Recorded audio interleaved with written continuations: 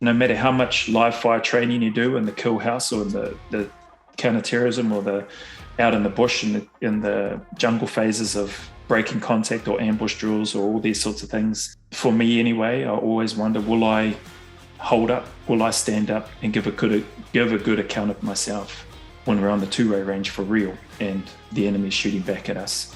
I had no doubt about my friends, about my brothers that I've served with. But for me, I had that question in my head about myself. Will I stand up or will I hide away? Will I run away? Will I just say I can't do this? And I'm glad that I didn't do that. And I'm glad that, for all intents and purposes and with the guys that I was with, that not only did they have my back, but I had their back. Welcome to Combat Story. I'm Ryan Fugit, and I served Warzone tours as an Army attack helicopter pilot and CIA officer over a 15-year career. I'm fascinated by the experiences of the elite in combat. On this show, I interview some of the best to understand what combat felt like on their front lines. This is Combat Story. Today we hear our first combat story from a member of our close partners in New Zealand, Joe Hotai. Joe successfully completed not only the New Zealand SAS selection and training course, but then, likely because he enjoys pain, also went on to complete the Australian SAS selection and training courses. Joe then served in combat with the Australian SAS in direct action operations. Since leaving the service, Joe overcame a childhood fear of putting himself out there and has created two podcasts: the Epic Podcast, which explores people making a positive change in the world, in which he has graciously invited me to be on, and the Move, Sweat, Suffer podcast, which promotes a healthy way of life. Joe has also co-founded the Mill Gym in Australia and is the founder of Zero Alpha, which puts on ultra-endurance events, combining some of the experiences from his time in special operations. And Joe is also a consultant. His YouTube channel is full of pragmatic workouts that remind me of Pat Mack. Joe has an incredibly humble persona with a great sense of humor. In fact, he's described himself as imperfect, annoying, and striving to improve as a husband, father, and human being on a daily basis. So I hope you enjoy this interview of highs and lows and overcoming difficult situations from someone at the forefront of special operations as much as I did. Joe, thanks for taking the time to share your story with us today. Mate, thank you very much, Ron, for having me on. I feel very humbled and privileged to be here, mate. Thank you for reaching out. Absolutely. Pleasure is ours. And I want to start out here with, before we talk about all of the accolades that go along with yourself, all that you've accomplished, not just in the military, but afterwards, I think it's easy for people to look at that and say, oh, they've probably had it easy their whole life. They've just succeeded from the beginning. Mm-hmm. And something that I read about you, one of the quotes you had, so please just fact check me if I got this wrong, but I want to use this to talk a little bit about a Joe that people might not know. You said about yourself, I'm not well educated. I wasn't a high achiever in school. If there was an award in school for missing the most days and being the laziest student, I'd have been at the top of the list. My subjects were study period, recess, lunchtime, sport, and home time.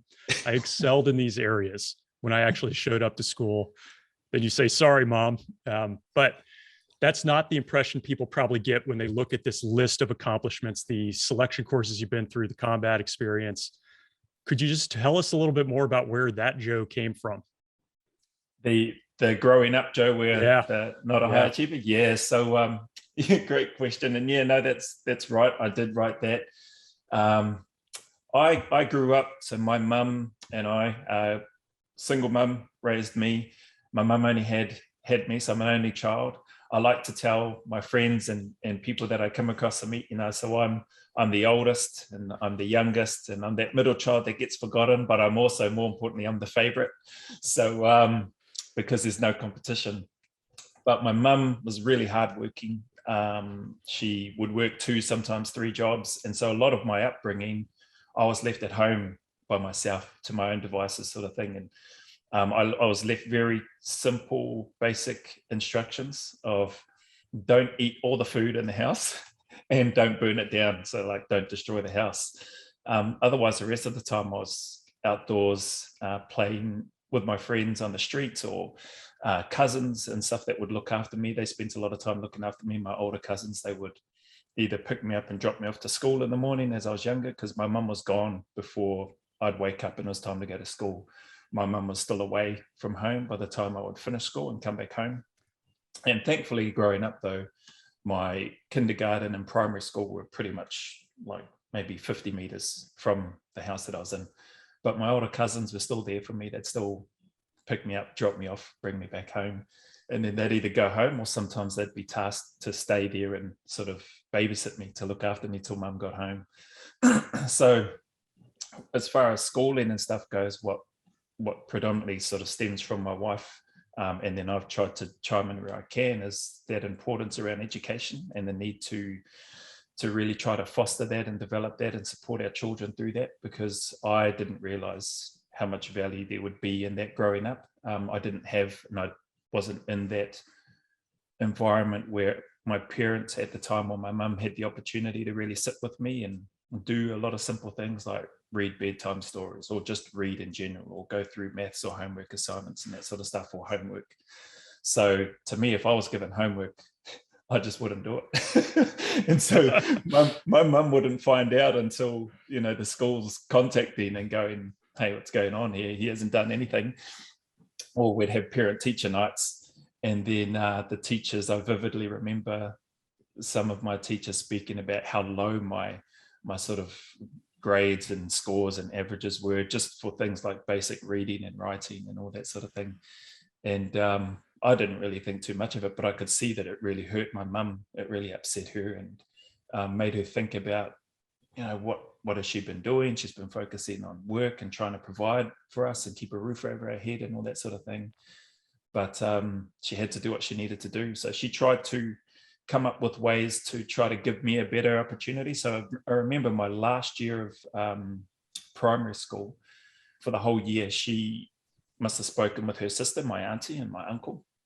And they had Matthew, Wayne, Clayton, and Tracy. They had 4 children of their own. And she asked them to look after me. So she shipped me off there, still in the same town, but I was basically living with my auntie and uncle and my cousins across the other side of town, because they were husband and wife. My auntie made sure that there was always healthy lunches and stuff in their children's school. Her husband was off at working, but she was there to help them in the home. So my mum was really trying to find ways to help me, but I really didn't enjoy it. I wanted to be home with my mum. Yeah. So, and I'd come back home on the weekends to spend some time with mum, but I'd be upset. I'd be crying when it was time to go back to my aunties and uncles, not because they were terrible people or bad or anything like that. I love them. They're awesome. But my connection to my mum was who I wanted to be with. And it didn't matter to me that she wasn't at home in the mornings when I'd get up to get ready for school, or that she wasn't there when I'd get back.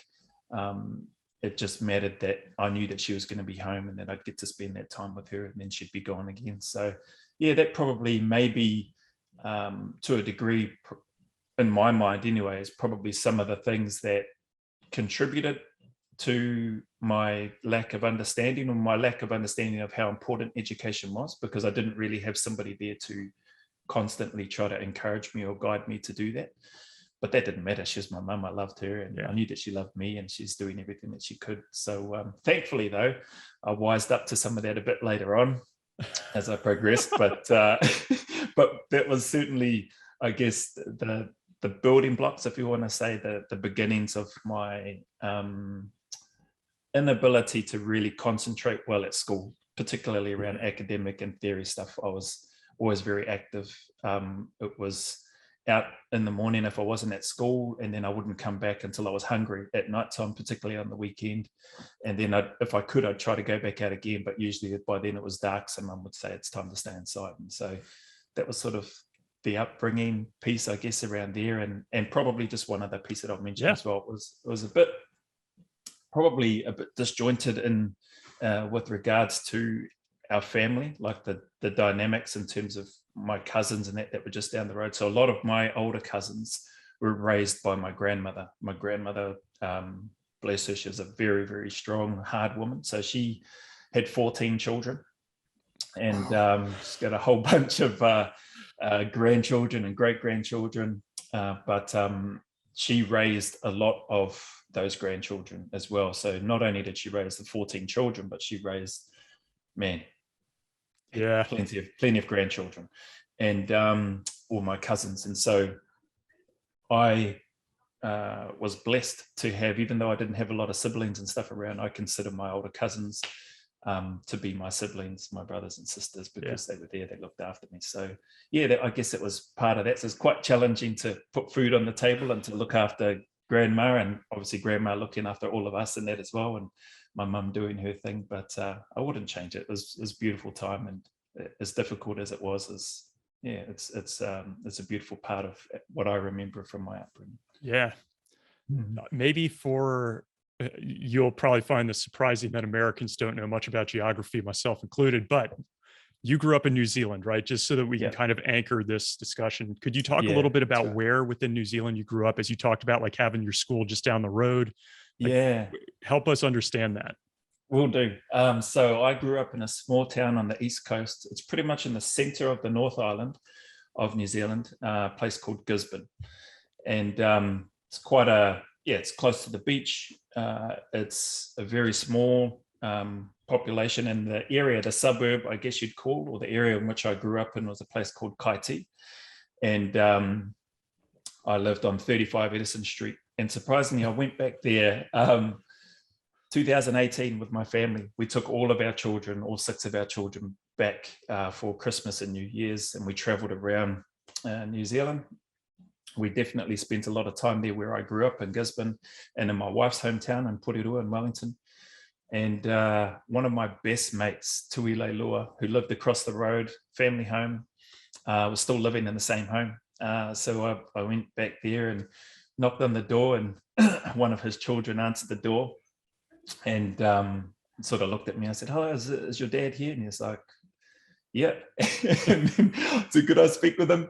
And then he went and he just sort of called out, "Dad, there's somebody at the door." And then my friend came, and he didn't recognize me, but I recognized him straight away. And he's standing, he's like, "Hey, what's up?" "Tui?" And he goes, took a sort of a look back. So who's this stranger that knows me? And I was like, and I pointed over to the house because my home was sort of on a diagonal, but over my shoulder. And I said, "I used to live in that home over there. We played all the time." And he's like, "Joe." And so it was pretty cool to see that, not only that he was still there, his family home, and his dad passed away when he was young and that sort of thing, but I didn't think that he would still be there in the same home. But it was really heartwarming for me to see one of my best friends growing up. He's a couple of years older than me, but he's still there. He's got a big, beautiful family as well. And it was just really nice. But in that area, Kaiti, 35 Edison Street, my primary school was Waikirikiri Primary. And I love that school. So it was literally about 50 meters walk from home. The kindergarten was right in the front of that. So when you're going through, I guess, like your preschool or whatever you might call it. Kindergarten, we'd go there and then come home. And then once I was old enough to go to start attending regular school, then the actual school was just behind it. So I couldn't tell you the population of Gisborne, but it'd probably be maybe a few thousand, if that. Small town. Yeah. And when I was growing up, may have been even less. But it seemed like such a big, and to give you an idea, it seemed like such a big place to me. And so to have to travel like 10 minutes, 12 minutes was like, oh man, we would whinge and moan all the time. My cousin's like, "What? We got to travel, that's ages away." So, so when I go back now, it's crazy to think about how we used to whine and moan about how far something was. And it's so close. But I love that place. My mum worked at one of the main factories in town, an organization or company called Hotai. So they'd make all these baked beans and canned products and all that sort of stuff. My mum worked there for years. So after school, often as I got a bit older in primary school, not kindergarten, I would be tasked with, I'd have to go to either walk or bike to my mum's work after school so that she knew where I was. And then I'd come home with her. We'd walk back home together, or I'd walk my bike alongside her, or we'd come back home. So she had no car, so she'd get up and walk to work and then walk back home. And that was a walk for her there was probably about a good 30 minutes, maybe a bit more. Oh, wow. There and back. So 30 minutes, one way. And so I would go there after school. Even that was a bit of a mission for me, but I was happier on my bike, on my little BMX that I had. And Yeah, but those are some of the memories. And when she wasn't working there, she'd work at the Town Clock Burger Bar on the main street, Gladstone Road in Gisborne. And she'd work there selling takeaway stuff and that sort of thing, burgers and all that sort of thing. And sometimes I'd have to go there and sleep in when we did get a car, when she had enough money to afford a car, I'd sleep in the car in the back seat, and she'd park it straight across from where she was working, because she'd work through till sometimes 2-3 o'clock in the morning, the Town Clock Burger Bar. And so I'd sleep in there and she could see me from across, and I'd pop my head up every now and then, check that she was still there, and then lie back down and go to sleep. But yeah, Gisborne's a beautiful place. And I'm not fluent in Te Reo Maori, but I'm on that journey at the moment in terms of trying to learn my language, my heritage, and where I'm from. I know some of the basics, but Gisborne, and the Maori name for it, Turanganuiakiwa, is the Maori term that's commonly referred to with regards to Gisborne and where I'm from as well. So it's very small town, very coastal, beautiful place. Sorry, what were you going to say? I was just going to ask why you didn't grow up speaking that language in the house or with the cousins or anything? No, I didn't. You know what? And that's a good point worth sort of speaking about. My generation, when I was growing up, probably we were coming off the back of the time where even my grandmother and them, it was frowned upon for them to be speaking their language in public. And there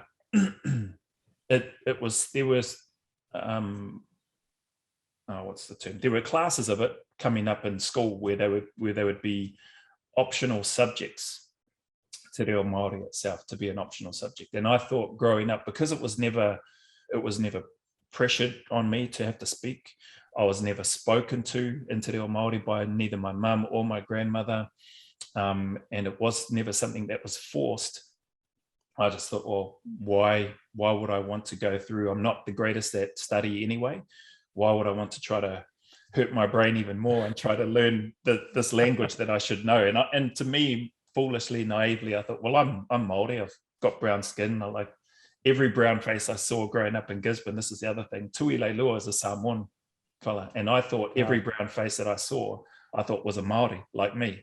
And so I had no real understanding of, there are Tongans, there's Samoans, there's Niueans, there's Cook Islands. We all look similar, but they're different in and of themselves. They have their own culture, their own ways of doing things. But I just assumed that every brown person I saw was a Māori person. And so that side of things, I guess I didn't latch onto. Because it wasn't really pushed or forced, like I mentioned growing up. I was like, well, why would I do that? What's the point?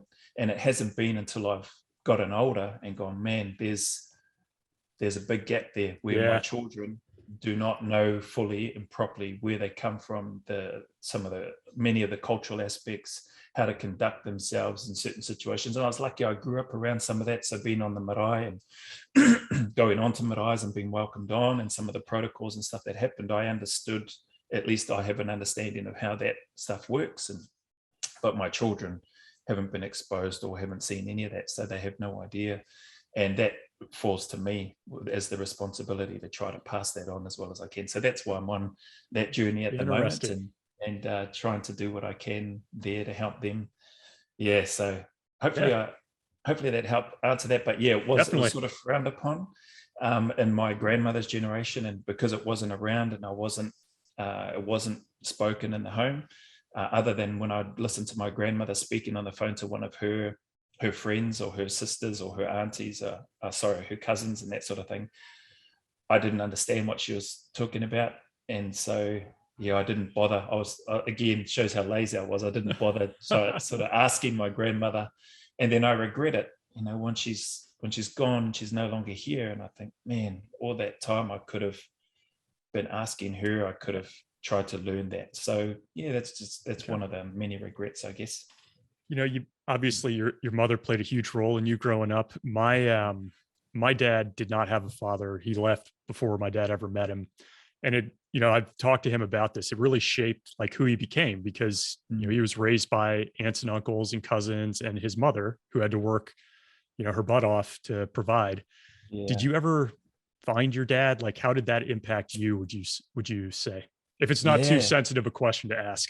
I know that's No, close to not home. sensitive at all. No, not sensitive at all. That's a beautiful question. Thanks, Ryan. I the first part, yeah, found my dad, and got to connect with him, and I stay in touch with him to this day. And so my mum was always, the earliest that I can remember, always said to me, if I ever want to find my dad, just let her know and she'll help me find him. So she was always open about that. And I never understood why. When I was young, when she told me that, I was like, that's weird. Like, why would you say that to me? I was like, I couldn't care less about him. Like, he left. Like, why would I want to ever find him? Like, so I was like, yeah, okay, mum, no worries. I didn't really think too much about it. I never said to her those words that I've just shared here, not until much later. But that's what I was thinking in my head. That guy's a clown. Like, he left. Why would I ever want to try to find him? And then over the years, I don't know what it was. It was probably at the time whilst I used to be a member of the Church of Jesus Christ of Latter-day Saints, even before I joined the SAS at the time. So people commonly refer to members of the church as Mormons. And so during that time, there was a lot of, family history is a big part of the church, which I quite enjoy. And learning, the term we would use in my culture and the Maori culture would be whakapapa, our whakapapa back to where we're from and our ancestors and that sort of thing. And during that time, I guess I felt something and thought, you know what, it was around that time when I started trying to learn my language and still learning at the moment, and wanting to try to pass on to my children so that they knew where they came from and part of their history. And so when we do our family history, I could do my mum's side and then my grandparents, both my grandparents on my mum's side, and then so on and so on, with all these lines going back generations.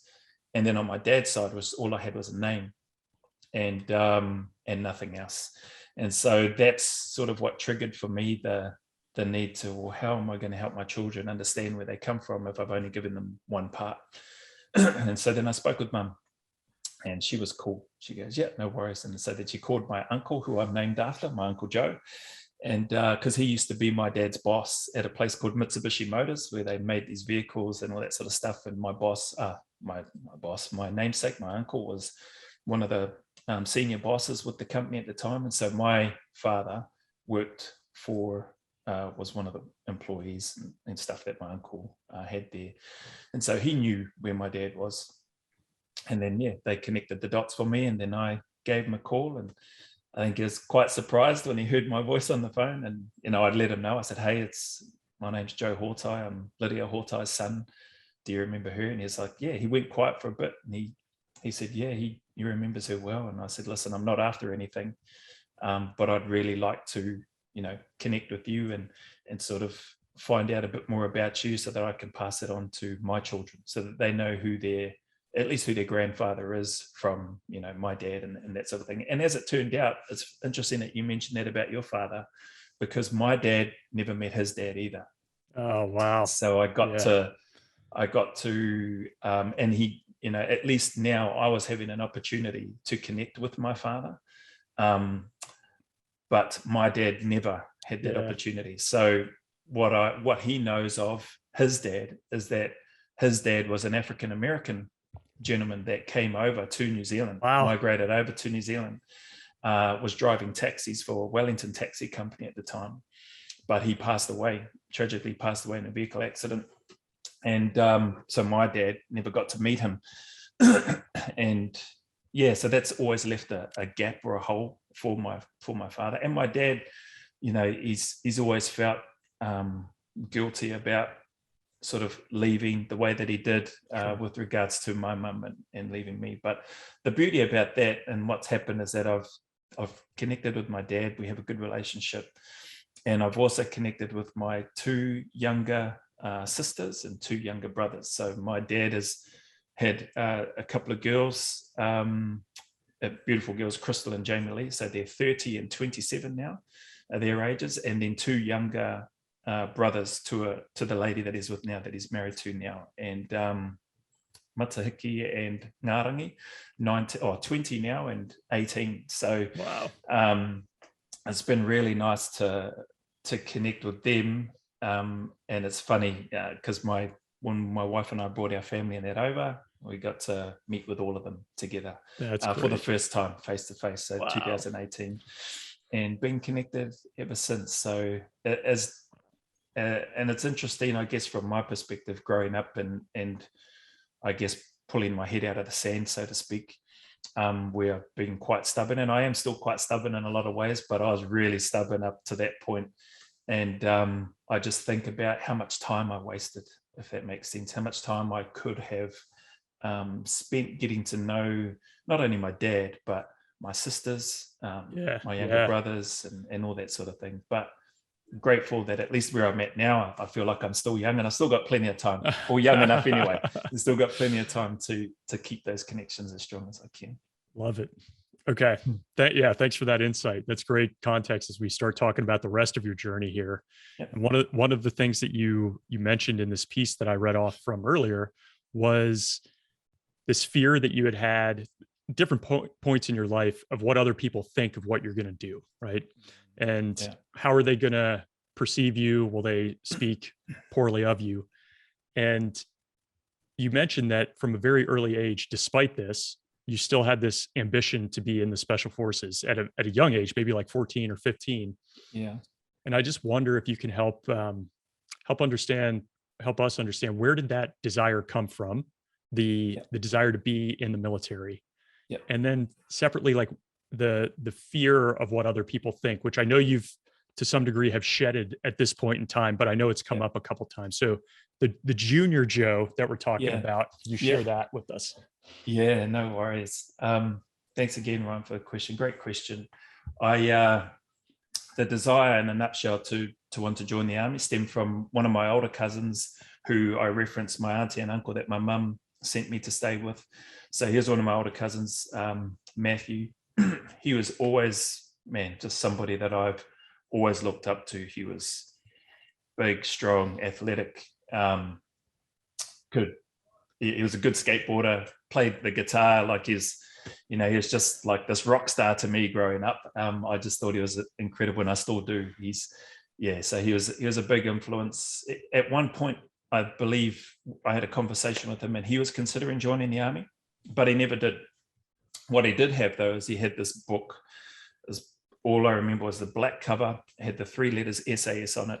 And when you opened the book and started going through it, it had heaps of pictures and very little bit of text underneath. So that sort of book was right up my alley because I'd just look at the pictures and just fall in love with what I was seeing. If something really caught my eye, I'd read a little bit of the paragraphs underneath, but otherwise I was just flicking through, and I would just constantly turn the pages of that book, close it again, probably go off and play, and then come back and then open it and then just go through it again. So that was the catalyst. I saw images in that book that I just thought, that looks awesome. Like, that's what I want to do. And so from that young age, from 14, when I came across that book, was the catalyst for me that I thought, this is what I want to do. I was also lucky. I had a maths teacher, Mr. Beale, in high school, who was also a territorials officer in the army, so a reservist officer in the army. And I got to talking with him, and I would speak with him about, I'd like to join the army. And I remember telling him one time in class, it was before the rest of the students came in. It was after the students had gone out. I sort of hung back because he knew that I wanted to join the army, and so I felt comfortable speaking with him. And he just happened to ask me what I was planning on or what I wanted to do in the army. And I told him, I want to join the SAS. And he had a smile on his face coming straight away, obviously, because I guess he knew what that line of work would entail. And he said, you might want to just sort of try something, maybe infantry. Then you want to go into infantry and try that first, and that will sort of help you get a good grounding and a bit of an understanding, and it might help you really decide whether or not you want to go there. And I was like, I just want to go to the SAS. And then he told me, he said, well, you're probably going to have to go through the regular route anyway, because you won't be able to go straight there. And I was a little bit deflated when he told me that, because I was like, what do you mean I can't go straight there? So, and then as I spent more time with him and got to understand the processes of the military route, and you go through your basic training, you've selected the corps that you've been selected to go to, whether it's an engineer, whether it's infantry, whether it's logistics and admin, transport, whatever, then the picture started to become clearer in my head.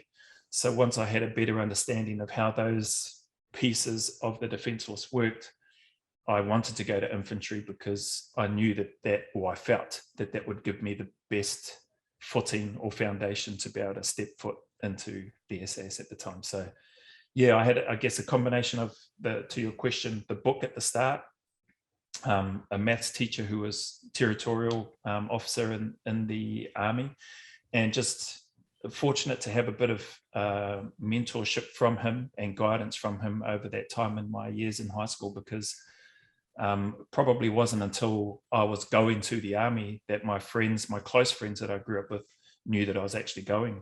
So I just kept that quiet. And then even when I did go, I never told any of my friends what I wanted to do in the army. I just said, I'm going to join infantry, or I'm going to join the army, I'm going to join the infantry. And that was as far as the conversation went. But yeah, man. And where did that come from though? Like the fear of sharing? I understand the fear, yeah. and I think a lot of people do. And I just would love to hear kind of how you pieced it out at that time. Yeah, cool. That's right. That was the other part of the question, eh? That fear piece came out just through, I guess, a lack of confidence for me. So growing up all through high school, here's one of the things that I don't know if I've mentioned. I never once stood up in class to give, or actually, I think I did it once, failed miserably, but to stand up and give a speech. And that put me off for the rest of my high school years. Like I never once, I would take detention over standing up and speaking, whether it was an impromptu speech, whether it was a planned speech where we had time to prepare, we were given a topic, a subject, go away and study and research and put everything together, get your speech cards and stand up. I never once did it. I'd rock up to the English class, it would be my turn, and the teacher would say, Joe, your turn, and I'd be like, nah, not doing it. And they'd be like, you know, they'd be trying to coax me along, and then they'd just have enough and they go, listen, if you don't do it, you're going to go on detention. I was like, yep, I'll go on detention. and so I would take lunchtime detention, and in some cases sometimes I was given after school detention as well, and then sometimes I'd be sent off to the principal's office. But each one of those I would go and do those because I lacked so much confidence to be able to stand up and speak. And so for me, that fear of part of that fear I attribute to not sharing with my friends, and they're my good friends. Like I could be a class clown, I could make jokes in class, I could joke about myself and or others verbally and vocally, and people would hear it and people would laugh, but I could not stand up and present or give a speech about a topic, even if I had time to prepare. And yeah, so it's that part. I reflect on that now and don't have an answer for it other than I was quite pretty upset after the first attempt that I tried, because I felt like everybody just laughed at me, and that really just made me go into my shell with regards to standing up and having the confidence to speak in front of anyone. So there wasn't that sort of transferred over to me not sharing with anybody about I'm going to join the army and I'm going to join the SAS, because people are going to go, you can't even stand up in class and speak, bro. What do you think? How do you think you're going to join the army and go there and succeed? So I kept all of that bottled in and kept it close to myself. But I was just, I knew what I wanted to do. And there was, I guess internally, if I had the ability at that age to bring it out of me and to try to have a bit more confidence when I was younger, it probably would have helped me in many other areas. It would have helped me get better grades than the Fs that I got for English. But B, I think it probably would have helped me understand a lot sooner the ability that I have, that not only everybody else has, that I see in my children, but they don't necessarily see in themselves. And probably just could have helped me on a better path sooner rather than later. But again, I wouldn't change it. Like it's part of who I am and part of what's helped me. I feel like, part of what's helped me get to where I've been fortunate enough to get to and where I am today. Do you, even if we have to jump forward many years here, like we'll come back and talk about the training and this, but do you remember, was there a moment or was it over time where you built up the confidence, or was there a moment where like maybe in selection or combat where you just said like, I got this now?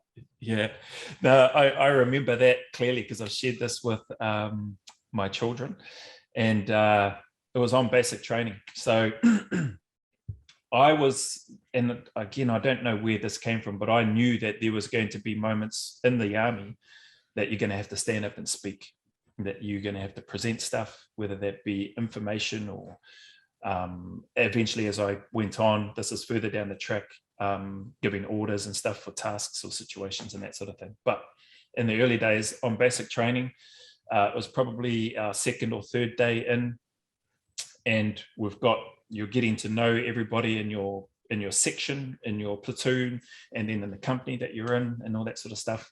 Oh, sorry, platoons. It only went as far as platoons where we were on basic training. And we had to stand up and stand up and introduce ourselves. That for me was a big deal because I didn't like standing up, and we had pretty simple instructions. We had to stand up, give our full name, tell everybody where we're from, and then speak about why we joined the army. And even so, that was enough to really like put fear in you. Yeah, just that. Wow. Just that. I hated it. I did not want to. I felt awkward. I felt like I stuttered and stumbled. Whether or not I did or not, I don't know, especially even on that first one, but that's how I felt. Felt like my stomach was just turning in knots and that I couldn't get the words out the way that I wanted them to come out. So that's what was going through my head. And that's that fear just, yeah, it was deep, man. I'm glad I've been able to get over that. But back to basics, stand up, give your name, where you're from, why you joined the army. And people were getting up and standing and speaking, and it was maybe only 2-3 minutes each.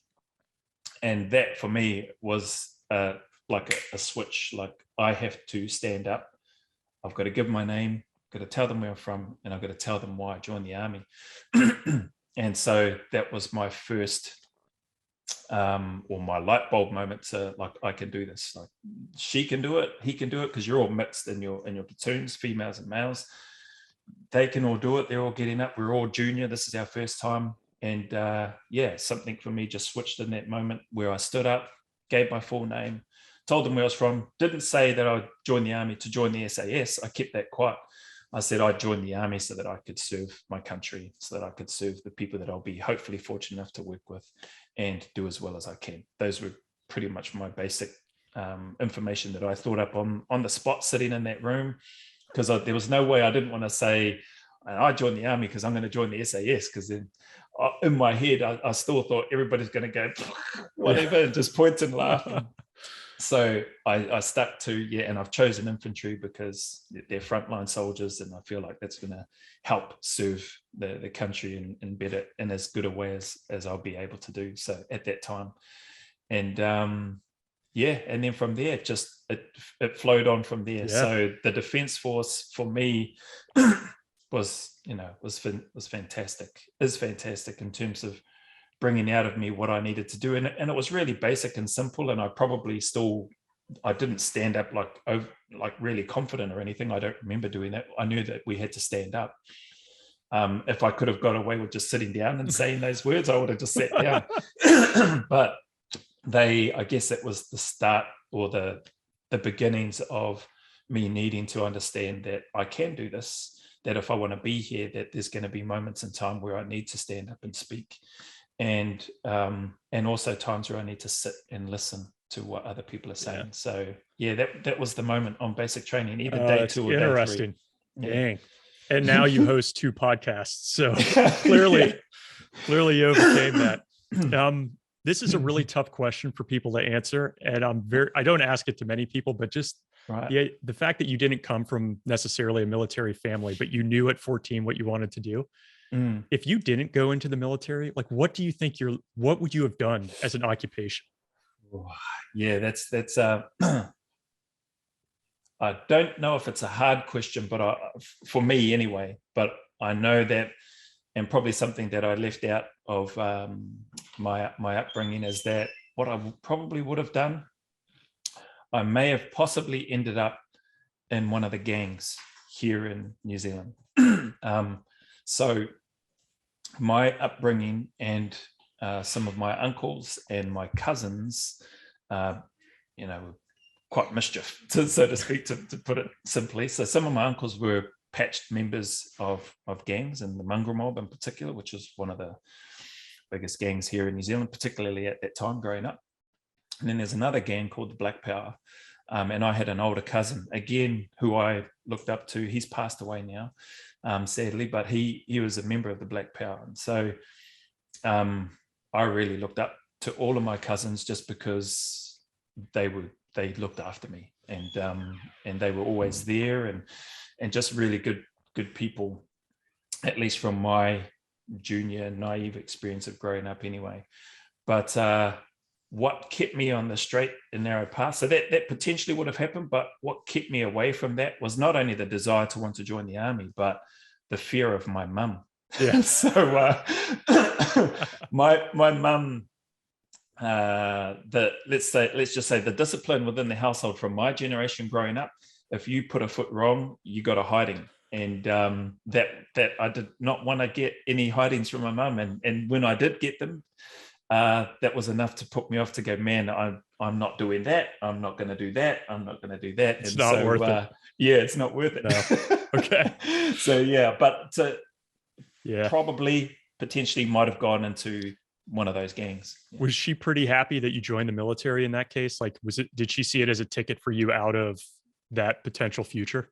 Yeah, I think she did, although she never used those words in terms of it being a ticket out. What I do remember her speaking to me about, though, was that because I got to a stage, because there was a point there where I didn't even tell my mum that I wanted to join the army, not because I was worried about what she would think or that she would think that I would fail, but because I didn't want her to think that I was trying to leave her, that I was trying to just, leave her on her own. And so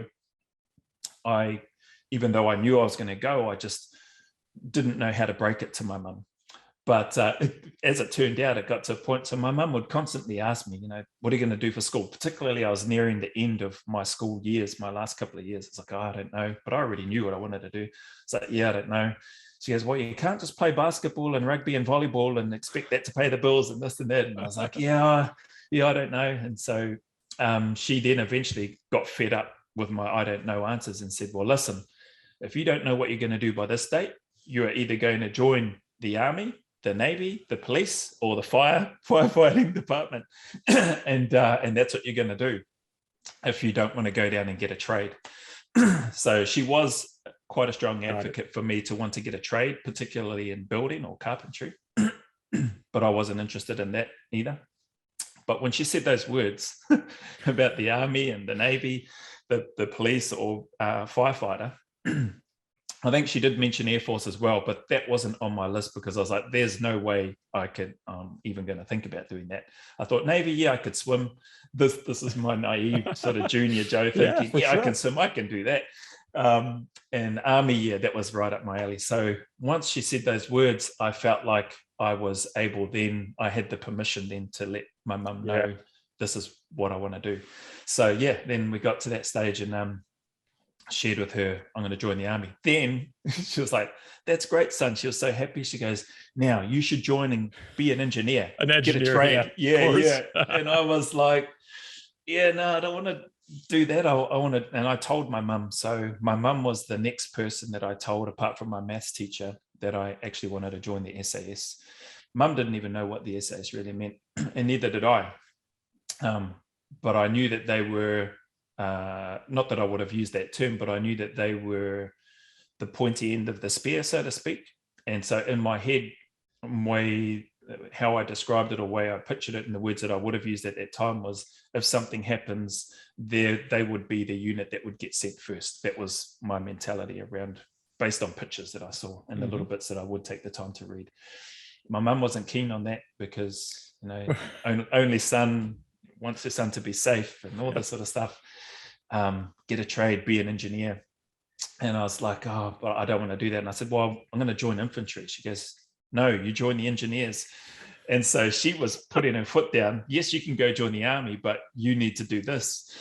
And I was like, oh. So anyway, I went to the recruiting piece, sat down with the recruit sergeant at the time, and he had a bit of back and forth and conversation about a few things. And this was a couple of meetings. And then eventually on the day when it was time to do the enlistment test, the assessment, I went there reluctantly. I said, oh, he goes, okay, so what do you want to join? I was like, well, I want to join infantry, but my mum wants me to join the engineers. So I'm sure that made him laugh as well, this sergeant sitting there. And there's some other people in that there as well, my age, that were applying.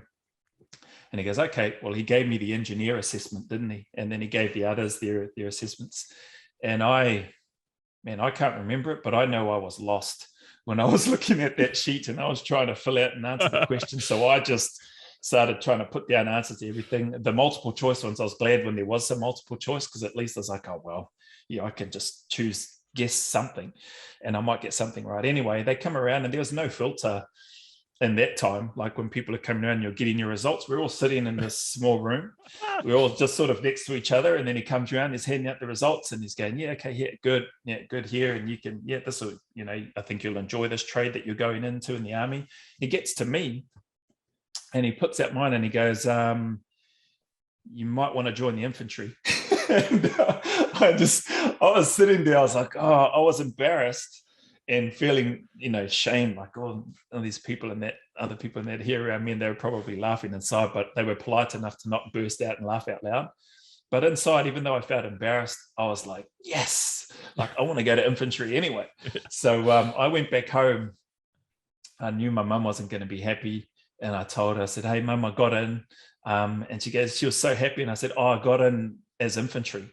And she just gave me that look like, what are you talking about? I told you to go as an engineer. And I said, no, mum, I did the engineer test. I failed it. And he said, you should go infantry.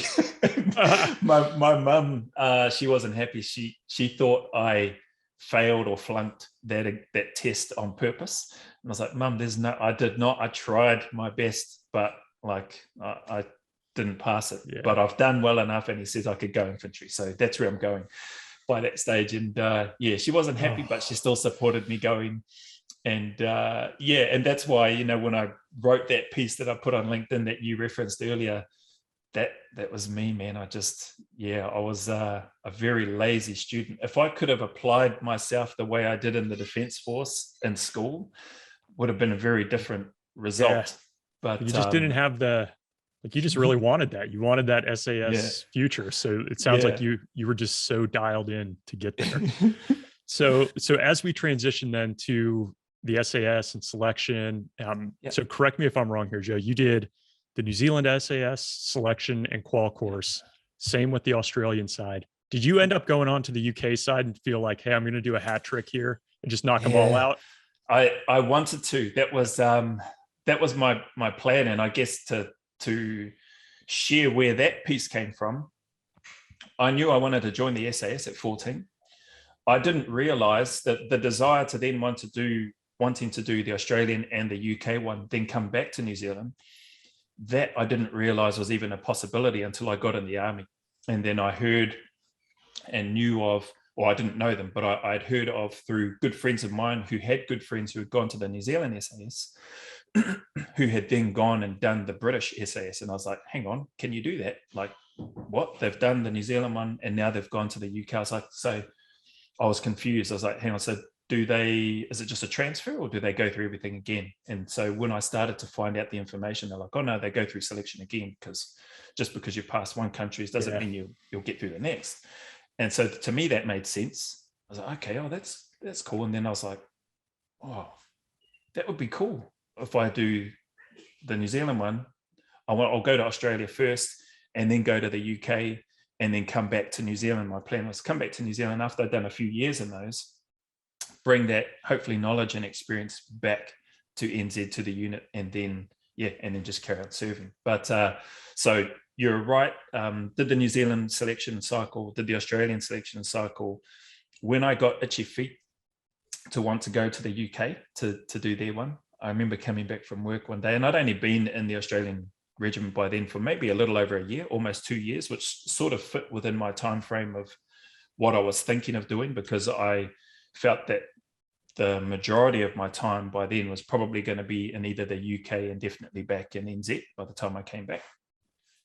So I came back, and this is in Australia, from work one day, and I said to my wife, I said, "Oh, I think I'm going to go and apply and do the British SAS selection." And by then I was so used to her just going, okay, and following me and picking up the kids and just coming and going. But by this stage, she's like, okay, well, you can go, but we're going to stay here in Perth. You're just going to have to fly back and forth to here. And I was like, hey, hang on, where did that come from? So that was it took me by surprise. And to me, again, I was really, really selfish. So, it's, to use the term that you mentioned, focused and dialed in, yes, but I was really selfish as well, particularly even as I was then married, and then particularly as we had children and started having more and more children. I was really selfish in terms of what I wanted to do. Like, I'm going here, this is what I'm going to do. Are you coming or not? Because if you're not coming, see you later. And then when that moment happened, I think it was great for me because it helped me realize that I do want to be around here with my wife and my children. I do want my children to know who their father is, because at that stage I still hadn't connected with my dad, and I still had no interest in really knowing who he was. But I knew that I wanted my children to know who their father was, and that I loved them, that I wasn't just always heading out because I was trying to avoid them or anything.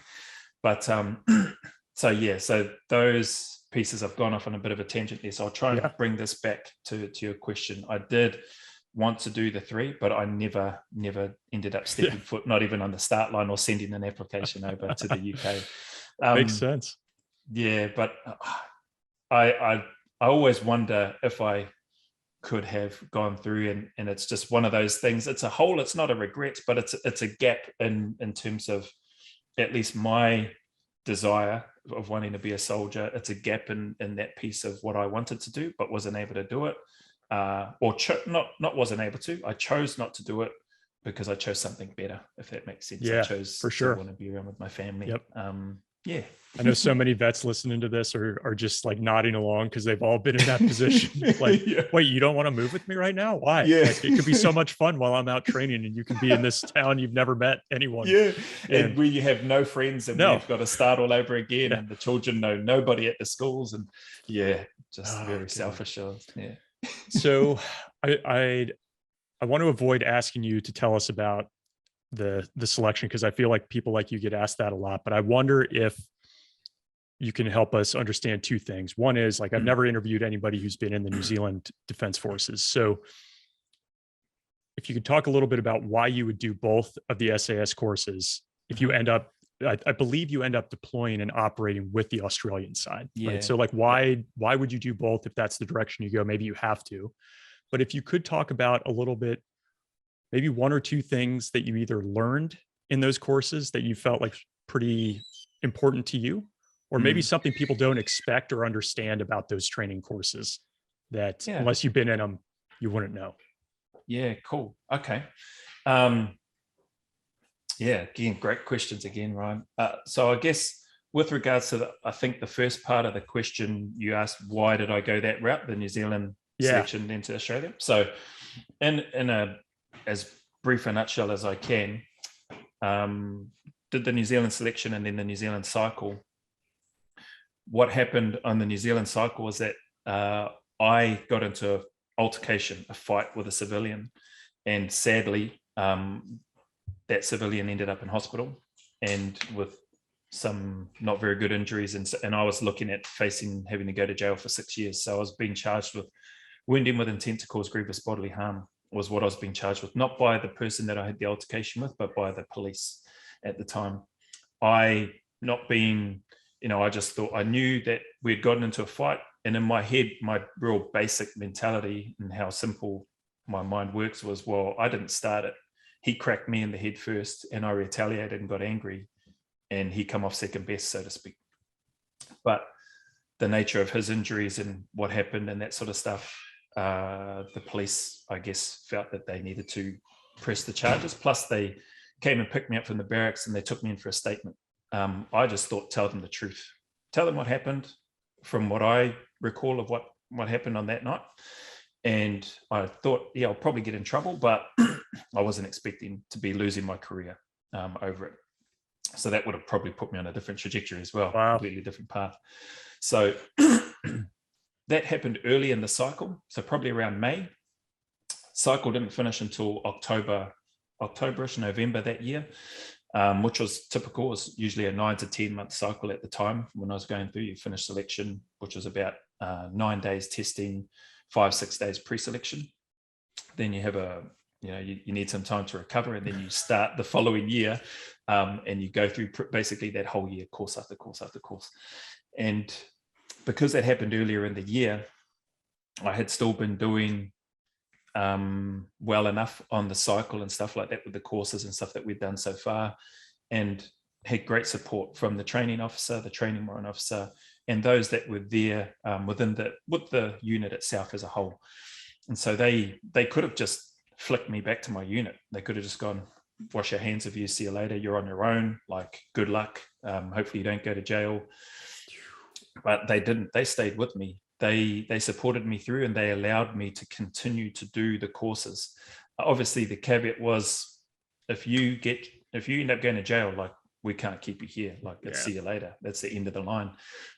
But they had mentioned to me, the training officer at the time, wonderful, incredible man, said to me, if you don't go to jail, and if you continue to pass all the courses, at the end, if you're still here, you'll receive your bearer, you get badged, you'll go to a squadron, you're going to be on probation, boy, basically. You're going to be on probation, and you're going to need to watch every step. And if you step before that line, it's see you later. I was more than happy to accept that. I thought, man, this is awesome. It's a huge lifeline for me. I thought they didn't need to do any of that. They didn't even need to keep me there on the cycle. So I took that, still had a lot of, I guess, pressure mentally, thinking about the court case. Am I going to go to jail? So we had happened in around May, June. There was another court hearing, then another court hearing, then a final court hearing. And so all those things, each time the lawyer, by then I got pulled in, told off by the lawyer while the training officer was there. They asked me, why'd you give a statement to the police? And I was like, why wouldn't I? They asked me some questions, and I thought, tell them the truth, and that's going to be the best. It's worked up to this point. Why would I change it? And he goes, you never, the main thing I remember is you never, ever give a statement to the police without a lawyer. Don't ever. And so there was a bit of a meeting that happened with members of the unit, and probably based around what I had done, where operators are told, if you get into trouble and police pull you for a statement, do not answer anything. Don't give any statement until you've got a lawyer present. Like, contact us, make your phone call, do the bits and pieces, don't say anything. I was like, well, that's good to know now, but I didn't know that then. Yeah. So we went through that process. They got the information, and they kept trying with those other hearings that were happening. They kept trying to get it reduced. They tried to get it reduced to common assault. The police weren't having a bar of it. And then the next hearing after that was deferring to what would be the final court hearing. So the only reason I didn't go to jail was because the guy I had the altercation with, he had recovered quite a lot by then. He came to court, basically told the judge that he wanted to see justice done, but didn't want to see me go to jail for what had happened. Wow. And so that's the only reason I didn't go to jail. So the judge had said, regardless of his military record, regardless of this, the first time he's been involved in anything like this, I still need special circumstances. I remember his words, I still need special circumstances to not send him to jail. And I thought, I'm done, I'm toast. Like, my training officer was there, the lawyer was there, and the lawyer then stood up, said, Your Honor, I don't know the victim, he said, Your Honor, I believe the victim is in the court here. I don't know if there's anything that he'd like to say, but he's here in the court. And so then he turned and sort of pointed towards where he was. The victim, the guy put up his hand, and the judge looked at him and said, yeah, stand up. And so he did. And he goes, is there anything you want to say? And he mentioned those words, came here to see justice done, but I don't want to see this guy lose his career over what happened. It's a couple of guys, we had a bit to drink, we got into a fight, and I came off second best. That was pretty much what he said in a nutshell. And the judge asked him, have you recovered from your injuries? He said, yes. He goes, are you back at work? He said, yes. Now, from what I believe, when I spoke with him after, he wasn't back at work. He was still recovering a bit. But he lied there in court, but he wasn't under oath there. I guess at that stage I was. He was just sitting in the I guess the stand or where the rest of the people were. And then the judge said, well, based on the victim being here today and what he's just shared. So I got a 12-month suspended sentence, $2,000 fine, and that was basically what I had. If I had gotten into trouble, I'd go and serve that time plus anything else that I might have got in trouble for. But it was a huge relief. I shed a few tears after with the guy outside, thanked him because I knew what it meant. And my mum was there. She was quite, she was crying in that as well. So that side of things got through all of that. And I thought that load and pressure is off, because I was still carrying that uncertainty, that doubt on every course that happened. But now that piece was gone, I was like, man, this is awesome. I'm back in the game now. I'm not doing any of that again. And thankfully I haven't, touched wood, I'll never do anything like that again. But that I was back in the flow of things with the course. And then we got all the way to the badging ceremony the day before. You get handed your bureau so that you can shape it, stand out on the parade ground, you receive it the next day. And then I got pulled back into the office and basically told that I wouldn't be receiving it on the day, and asked to hand it back, given the words that it'll be here for you next year. You come back next year, you start off on the cycle here from this point, finish off the rest of the cycle, and then you receive your bureau and go from there, pending, if you pass everything again. And I didn't want to hear it. I was devastated. Why were they doing that? Because of the disciplinary action? They felt like you had to redo the whole course? Well, they weren't getting me to do the whole course. They were getting me to come back probably about halfway of the course, of the cycle again. So they were going to get me to repeat some of the course, so patrol procedures that I'd already been through. Yeah. That's quite a difficult course, and then carry on with the rest. So I probably would have done about 5-6 months of what would normally be a 9 to 10 month cycle. But the only reason I didn't do that is because of what I had been told earlier. And that was, if I don't go to jail and I continue to turn up, complete the courses, meet the standard, and then, I don't go to jail and everything goes well, you'll go to a squadron, you get your bureau, you'll be badged, you go and you'll be operational, you go to a squadron, but you're going to be on probation. That's what I had in my head. But when it then changed and I was told I'm not going to receive my bureau, I've got to come back and do these parts again, I was devastated, because then I felt like I had been lied to. That's how I felt, right or wrong. I just felt like the floor had been ripped out from underneath me. And I thought, why'd you tell me that? If now you're telling me that, why didn't you just tell me that at the start? Why didn't you say, if you don't go to jail, we're kicking your butt back to battalion. Yeah. And then, then you can potentially, we'll think about letting you come back. That would have been, I would have understood that a lot easier there. But because I had been given what I just shared, it just was so completely opposite to what I had been told. I just thought, why'd you just lied to me? Yeah. That's how I felt. And so I thought, well, stuff is, I'm not coming back here. I'm going to go to Australia. So I didn't say those words, but that's what I thought. Now, when the training officer did say to me, come back here, the same, and he's an awesome man, it wasn't his fault. I believe he was passing on the message. The decision, were made by those that have the actual authority to make the decision.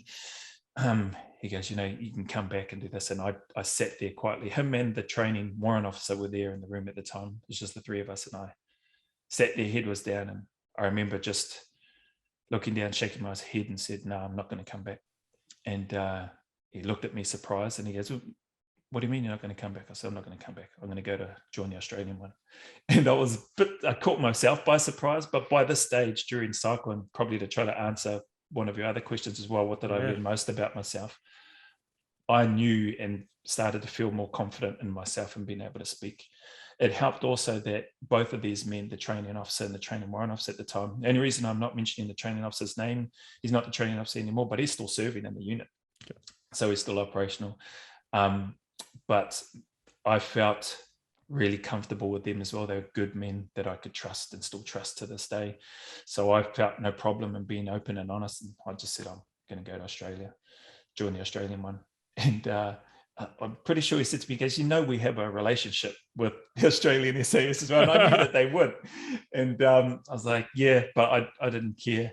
And I thought, well, they're going to see me for who I am. And if they're going to listen to, and I didn't think that the unit would say, oh, he's an idiot, he did this and that, but they would probably pass on the same information. He had this challenge here, you had this issue, blah, blah, blah.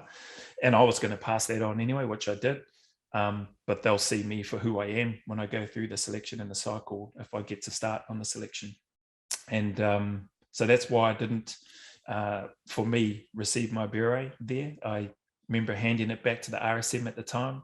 He sat it on the shelf in the office. So I had to see the training officer, the training one officer. I told them, and then they went and spoke with the RSM. Then I got pulled in to go see the RSM. And then the RSM again said to me, you come back here, that beret there that's sitting on my shelf will be yours if you go through. You just complete the part of the selection, the cycle again. It's yours. You come back. And I was like, no, I'm not coming back. I'm going to Australia. Then it got to the CO. Then I had to go see the CO. So then the CO was there, the RSM and the training officer, all three of them, trying to convince me or mentor me, guide me to let me know that it's not all over. Like, you just go back to battalion, pay your penance back there, come back here on this date, and you carry on with the cycle. Do what you've done. You've already done these courses, so do them again.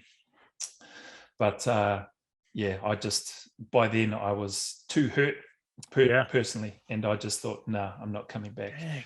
But so I left, and then as soon as I got back to battalion, I started the ball rolling with inquiring, how do I get to Australia? How do I join the ADF and all those sorts of things? But coming back to your question about what did I learn most, it was the ability that I had to be able to communicate how I was feeling, and to do that with a bit more confidence than what I had. I've slowly tried to develop a bit more confidence in that as I've gone, but there was definitely one of the building blocks for me that I learned on selection about myself, that not only is it important to communicate, but to try to communicate that not only honestly, but with a level of confidence that people can understand, because I was still inwardly battling the feeling or the fear that I stumble and I stutter and I'm repeating myself over and over again, and I'm losing track of the message that I'm trying to share and that sort of thing. But being surrounded by not only the badged operators that were, had already been in the unit for many years, but also being surrounded by senior candidates or cycle candidates like myself on cycle at the time, because I was the youngest, so I was 20 and I turned 21 during the cycle.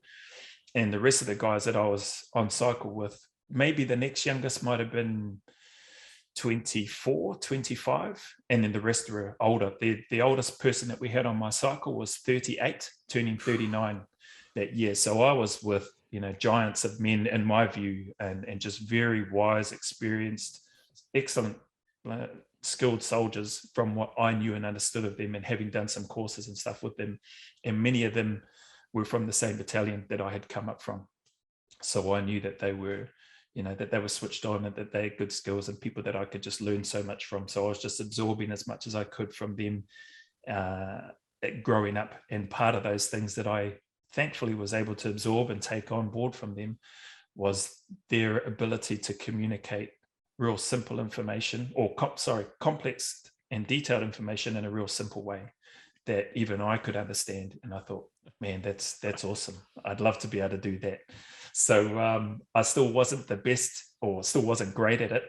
And so, as I reflect back now, I think, man, I was a blinking sook. Like, I should have just sucked that up, and I should have just gone back.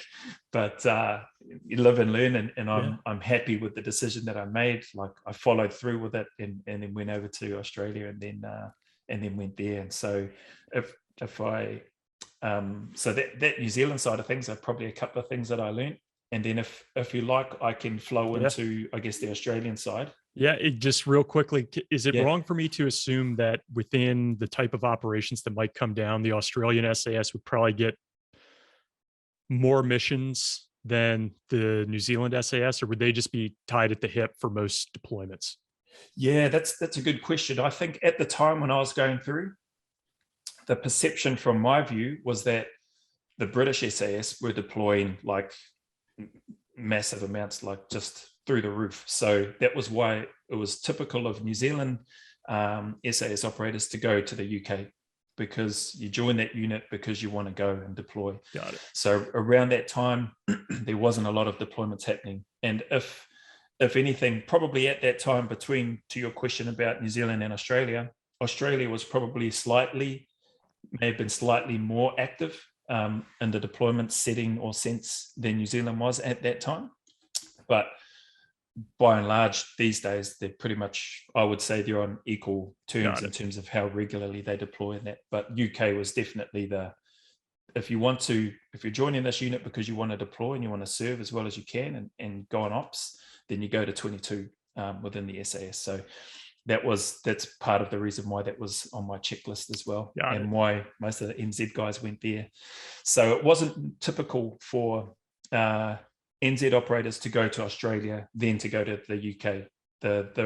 To be fair, I would say the relationship as well, and it's probably changed over time, but the relationship at that time between New Zealand and the British was really, really tight, like a lot tighter and stronger connected than I would say between New Zealand and Australia.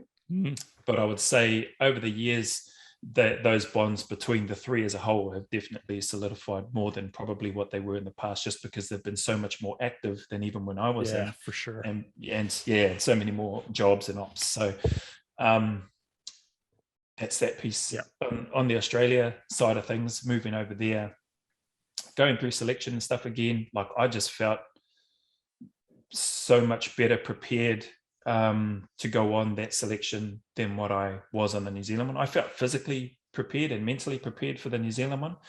And people often ask, like, because there were times there, I actually injured myself before the New Zealand one in a PT session. We were playing basketball, just rolled my ankle, but it was one of the worst sprains that I'd had on my ankle, even from when I was playing in high school, like basketball and stuff. So playing basketball, landed on one of the guy's foot by accident, rolled it badly, it swelled up fat as, and it was only about 2.5 weeks before the selection was coming up. And I distinctly remember one of the guys saying to me, he goes, "Oh, well, at least you'll have an excuse now if you come off selection."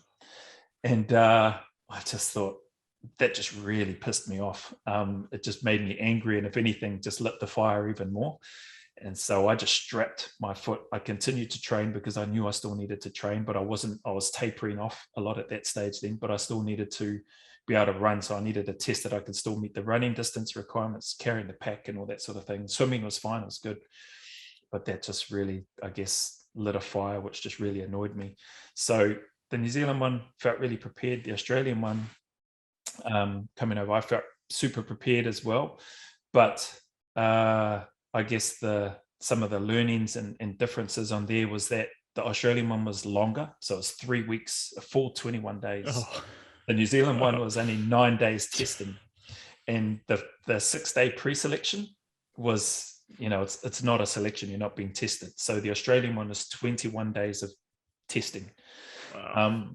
But the differences that I found, even though that was the case, was that we got fed more on the Australian one. And it wasn't until probably the last phase of selection, lucky dip, is where you really don't get, and that goes for about 5 days, or it went for about 5 days at that time, where you didn't really get any food, next to no food, and you're just basically living on water and running on fumes. But the New Zealand one, from day one, you're getting stuff all to eat. So that sort of caught me by surprise, but it also helped me because I felt like I had good energy on the Australian one, even though it was longer. The other things that stuck out was obviously the climate and the environment, the heat. And thankfully, again, when I transferred over to the Australian Defence Force, I was fortunate and blessed to serve with the 4RER Commando Unit, which was probably I guess you'd call a tier 2 level SF unit within the Australian Defence Force at that time, and served in recon platoon, because I couldn't come straight over, or I couldn't go straight over and go straight onto a selection. So I had that as a footing, which somewhat helped me get used to some of the culture of the mentality and approach of the Australians versus the New Zealanders, because there's quite a bit of difference, I found anyway. And then it also helped me acclimatise to not only the heat in Australia, but then we deployed to East Timor. It was hot, humid, muggy there. So that helped me get used to the heat there.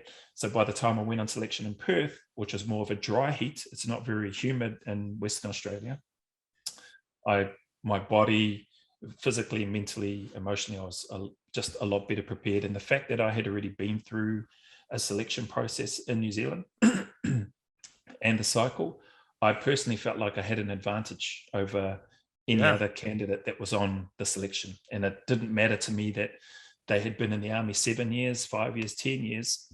I still felt like I had an advantage over anybody else on that candidate, on that selection. So yeah, the selection course for me, it was still challenging. It was still very tough. I found it difficult, but there were definitely elements that I found a heck of a lot easier. And probably one of the other standouts was, and I guess some of the connection between Australia and New Zealand was on that selection course. Was I remember the panel. There's a couple of sergeants, a corporal, an officer, and you're being interviewed. And the officer, his nickname is Porky, great guy. He's a captain, and I remember him asking me. He goes, "So which selection is harder?" And I thought, and we're only about 4 days into the Australian selection. And I'm just thinking, man, this is such a loaded question. Like, I need to be careful about how I answer it. This is in an instant, this is things that's flashing through my head. Yeah. How do I answer this? Do I tell them theirs is harder when I haven't even finished it? Do I say New Zealand one's hard? You know, all this sort of stuff. In an instant, I'm thinking, I thought, you know, just tell the truth. So again, I said to them, well, at this stage, you know, as far as I know, words to the effect anyway, at this stage, as far as I know, the selection isn't over. It's only early days. But from where I'm at this stage, I'm finding this selection, it's easier than the one that I've done in New Zealand. And I could just see the look on their face, and I could feel the whole mood in that room just changing. And I'm thinking, man, you better think quick and get some more words out of your mouth in a hurry, because this is going to not end well. So I said, but my reasoning for that, so that as I managed to sort of, hopefully, because I could just feel that tension instantly in the room when I mentioned that, you know, I found the New Zealand one harder. I said, but from what I understand and what I'm feeling at the moment, this selection isn't over, and it's going to continue on for at least 21 days, as far as I'm aware. B, the other reason why I feel like it's easier is that I had finished, I'm comparing where I'm at now to where I was when I finished the New Zealand selection. And when I finished the New Zealand selection, I was a wreck. I went on it just under 110 kilos. To give you an idea, I came off at 79 kilos. So I was massive amount of weight lost. I was gaunt, I was weak, I was tired, my feet were sore, body was sore. So, you know, I'm comparing where I'm at now to where I finished the New Zealand selection. So that's why I feel like it's easier. And the other part of that is I feel like I've got an advantage because I've gone through a selection. I have a better understanding of what's expected, what I should be doing. And I looked at the panel. They still didn't look very happy, but Porky at the time, he just sort of looked at me and said, good answer. But you could tell they still weren't very happy, but at least I was able to get some words out. And it may not have been exactly in the way that I mentioned there, but I know I highlighted the fact that the selection, I had finished the selection. I'm nowhere near finishing now. I've done one, and there's still a long way to go in terms of this one here being over. So I learned pretty quickly around there as well that trying to be as honest and open and transparent, even in situations on the selection and carrying over into the cycle, was going to be a good thing, because at least in my head and the way I looked at it and the way I viewed these operators within these units was that I could trust any one of them. I could trust them to do what they say they're going to do. I could trust them to have my back, and I want them to be able to trust me, to know that I've got their back. Like if something happens, I'm going to be there for them because I know that they're going to be there for me. And one of the ways that I tried to display that anyway on selection and cycle was I just needed to tell the truth, and whether that be at the detriment to myself or something happens that isn't, the result that I was after, it's going to pay off in the long run. So it's better for me to do that rather than try to hide stuff. So I was really grateful. Obviously stuff around what happened in New Zealand came up, so I had to talk to that. I remember on my cycle and in my selection on my small team, we had the unit psychologist who just seemed to always be around wherever I was around. That's how I viewed it, but I think everybody probably viewed the psych like that. But I remember him been with our group for extended periods of time when we're bouncing from task to task to task, and we've been rotated as commanders, as scouts, as just a regular body within the team. And he's asking me questions, and he came up and asked me questions about New Zealand and about what happened there during the selection. So that was another reason why I felt like, man, are they just, what are they doing here? Are they targeting me? But to their credit, and what I really loved about the SF environment in Australia and there as well, and what I learned was that there is this no sense of class, but they also didn't judge me. What I found, they weren't judging me or judging anybody based on what had happened in the past, based on what I had done. They were judging me for where I'm at now and what I was either capable of doing or incapable of doing at that time.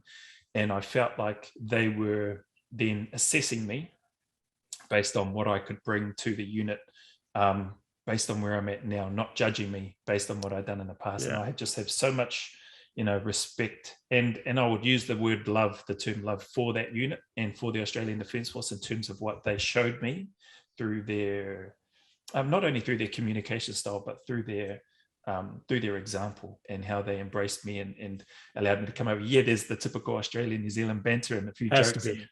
And that stuff. And they made me sing the Australian national anthem, both verses, which I didn't know, and I had to learn it on selection quickly. There's all that sort of stuff, which is lighthearted, but it's part of what helps that bond between the ANZACs, the Australian New Zealand Army Corps, and all that sort of thing, and the relationship between the two units, I found anyway, and just. Yeah, and why I would use that term love or aroha in Te Reo Māori for the Australian Defence Force, and particularly that unit and the members within it. So, how about, it does. And I think it answers this other question, but I just want to, again, if this is too sensitive, don't feel obligated. But was there you having the Maori background, like whether in the New Zealand forces or in the Australian, did that ever come up? It sounds like in these communities it didn't. It's just like, how do you perform under this pressure? Yeah, for me, that's a great question as well. It never came up, and going into the New Zealand one first, it was never something that I even thought of would come up, and it didn't. So it didn't play a part. What I will say now, though, is because I'm still quite connected with good friends in both NZ and Australia who are still serving in the unit. Here in New Zealand, what I've really enjoyed and what wasn't present. So as I mentioned, my generation it wasn't really common, and it was sort of frowned upon, to be fair, if you spoke Te Reo Māori out in public. And when I was leaving New Zealand to go to Australia, Te Reo Māori, or the Māori language itself, wasn't very prominent on television or radio. You'd have to go to a specific radio station, or there was one specific Māori news piece that would come on television. Now, and so that was when I went away. And when I came back here to New Zealand, even in 2018, I was blown away by how much the Māori culture has just been embraced and is embedded into almost everything. So on television presenters, whether they're fair-skinned or brown-skinned, will open with a few words in Te Reo Māori. They'll cut to a break using Te Reo Māori words, and then they'll obviously go to their natural language of English and that sort of thing as they're speaking. But it's so prominent now, and that's filtered even more so into the Defence Force. So the guys within the unit and that as well, there's there's models and structures around the New Zealand Defence Force, or within the New Zealand Defence Force, that have been modeled around and linked to the cultural aspects of the Māori side. So that's been really, really cool to see. But it was never something that came up. You're right, 100%. Was never something that came up when I went through here, and it wasn't something that came up at all in Australia. Like, they would just, can you do the job? Are you here for the right reasons? Can I trust you? And if you were able to meet those boxes, and obviously, are you capable of performing the tasks and the jobs and stuff with the training that we give you within the timeframes that you're expected to take that information on board in, then we want to grab you and utilize you. Yeah. Okay.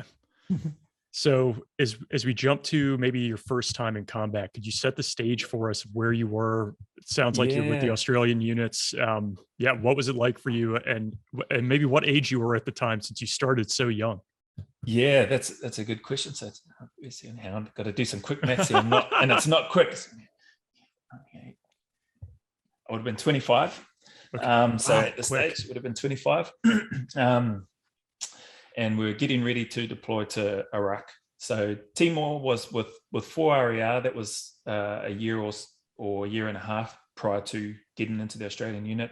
But that, in all intents and purposes, from my perspective and from many of us from 4RER and Recon Platoon, it was a much more sort of lower level and even to a large degree lower stress operation for us, because it wasn't at the height of when things were kicking off in Timor by the time we got there, or by the time I got there with 4RER. So that was cool though, to be able to go away and do that, more of a UN peacekeeping type operation and patrolling the borders and that sort of thing. Never really saw, we didn't see any live combat or action as what we might refer to with our experience with regards to being on a two-way range.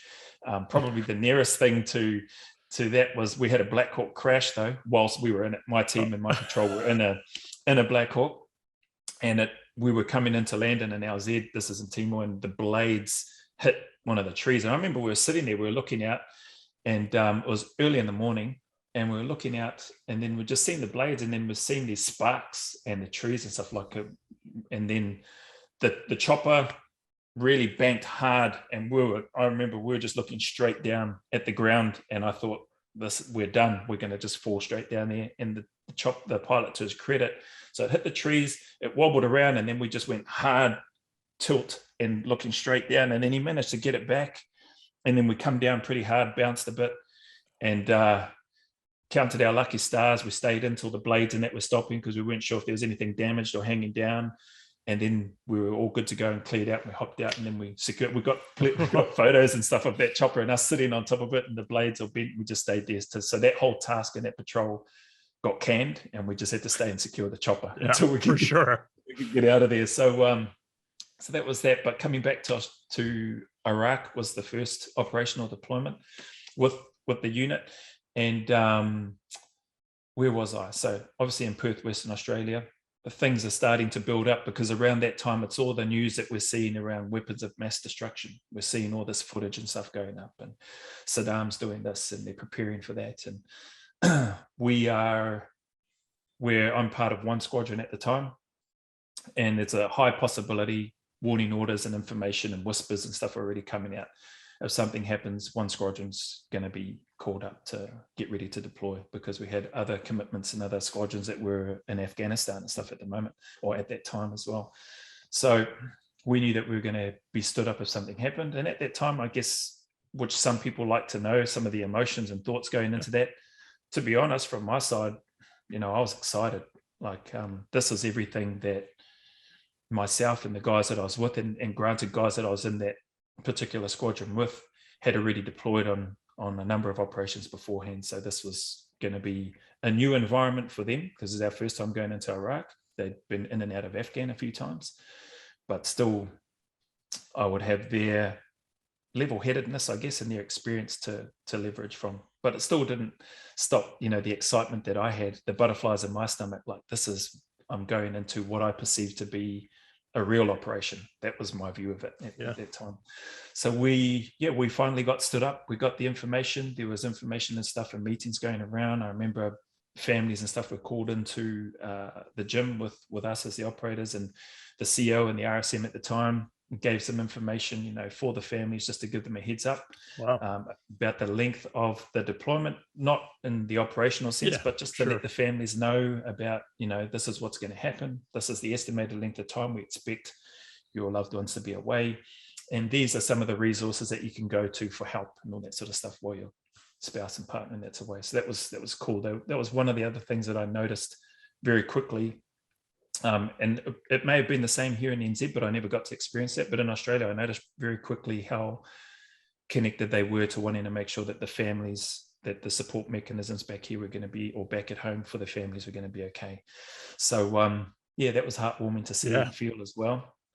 And then anyway, we fast forward, we deploy, we get in country, and it's like, this is one step closer to the realism of this deployment, because leading up to that, with everything that we were seeing on the news prior to, there wasn't any single one of us within our troop, within our squadron, that thought we were all going to come home. but thankfully we all did that deployment. We were away for several months. Every single one of us came back, and not one of us expected that, particularly considering the contacts and stuff that we all got involved in our different patrols and AOs that we were working in at the time as well. So to have that has been a huge blessing for myself and for the guys I've been lucky enough to serve with. And so we were in country. Yeah, now everything is just getting all the vehicles, all the gear and equipment ready. It's constantly making sure that your equipment is good to go, your particularly the comms and stuff. So we learned a lot of lessons learned from previous operations and things like that about those things, double checking rehearsals after rehearsal, fair bit of time in the forward operating base, and then getting out and doing a whole bunch of training. And to be honest, to be fair, when people talk about selection is the easy part of making it and being an operator within the SAS, they're 100%, it's not a lie. Like from my experience, that is the easy part. Yes, it's difficult, it's hard, it breaks you down. It's meant to do all of that and strip you back so that your natural characteristics or traits shine forward. But it has got nothing on once you're live and operational and once you're in the unit and that daily renewable contract and the selection never ends and all that sort of stuff is just that it's constant. So on there, I would say, for me anyway, I felt like when we got cross the berm and get into country, and we're now pushing hard into country to look at these areas and go for these targets and all that sort of stuff, I felt really fatigued. I felt really tired because the long hours that we were doing and training leading up to the build-up training in country leading up to, and you're still keeping on top of your PT, you're eating well, you're trying to get the rest, but some of that stuff, stuff happens when you've got to get things ready to go late at night or early hours in the morning. And we never knew when we were going to get, it wasn't like, okay, you're going to go in on this date. We were constantly preparing. It could have happened in the middle of the night. It could have happened in the middle of one of our training exercises that we were doing to prepare. So to stay as ready as we could, to get as prepared as we could, to get familiar with the landscape and the country and all that sort of thing, we were training a heck of a lot to prepare. And it was good. But I noticed, for me anyway, and I can't speak for the other guys, but I know I definitely wasn't at 100%. By the time we deployed, I felt tired. I felt physically and mentally drained just because of the work that had been done. But what helped me was not only the burst of adrenaline, especially when you're crossing the berm and you're getting into country and you're pushing in, but also the fact that the guys that I'm with now are depending on me and I'm depending on them, and we've got each other's back. And so as flat as I might have felt, as fatigued as I might have felt, tired physically, mentally, I was pepped up by the adrenaline of there, and this is what I trained for. This is what we've all trained for. This is why we're here. This is what we're doing this job for, and we're here to hopefully make a difference. And it's hard, I've had some people ask, how can you think like that when you're invading another country, when you're invading another person's backyard? And that's a tough one. I can understand where they're coming from, but based on and it might sound like a scapegoat technique, but based on the information that we had, that we received, the tasks that we were given to go and look for and look to destroy, I felt 100% comfortable and confident in the decisions that were made and the reasons why we were going into there, to stop these certain things from happening and to stop these WMDs from being used against people that, that they should never be used upon in the first place or even thought about.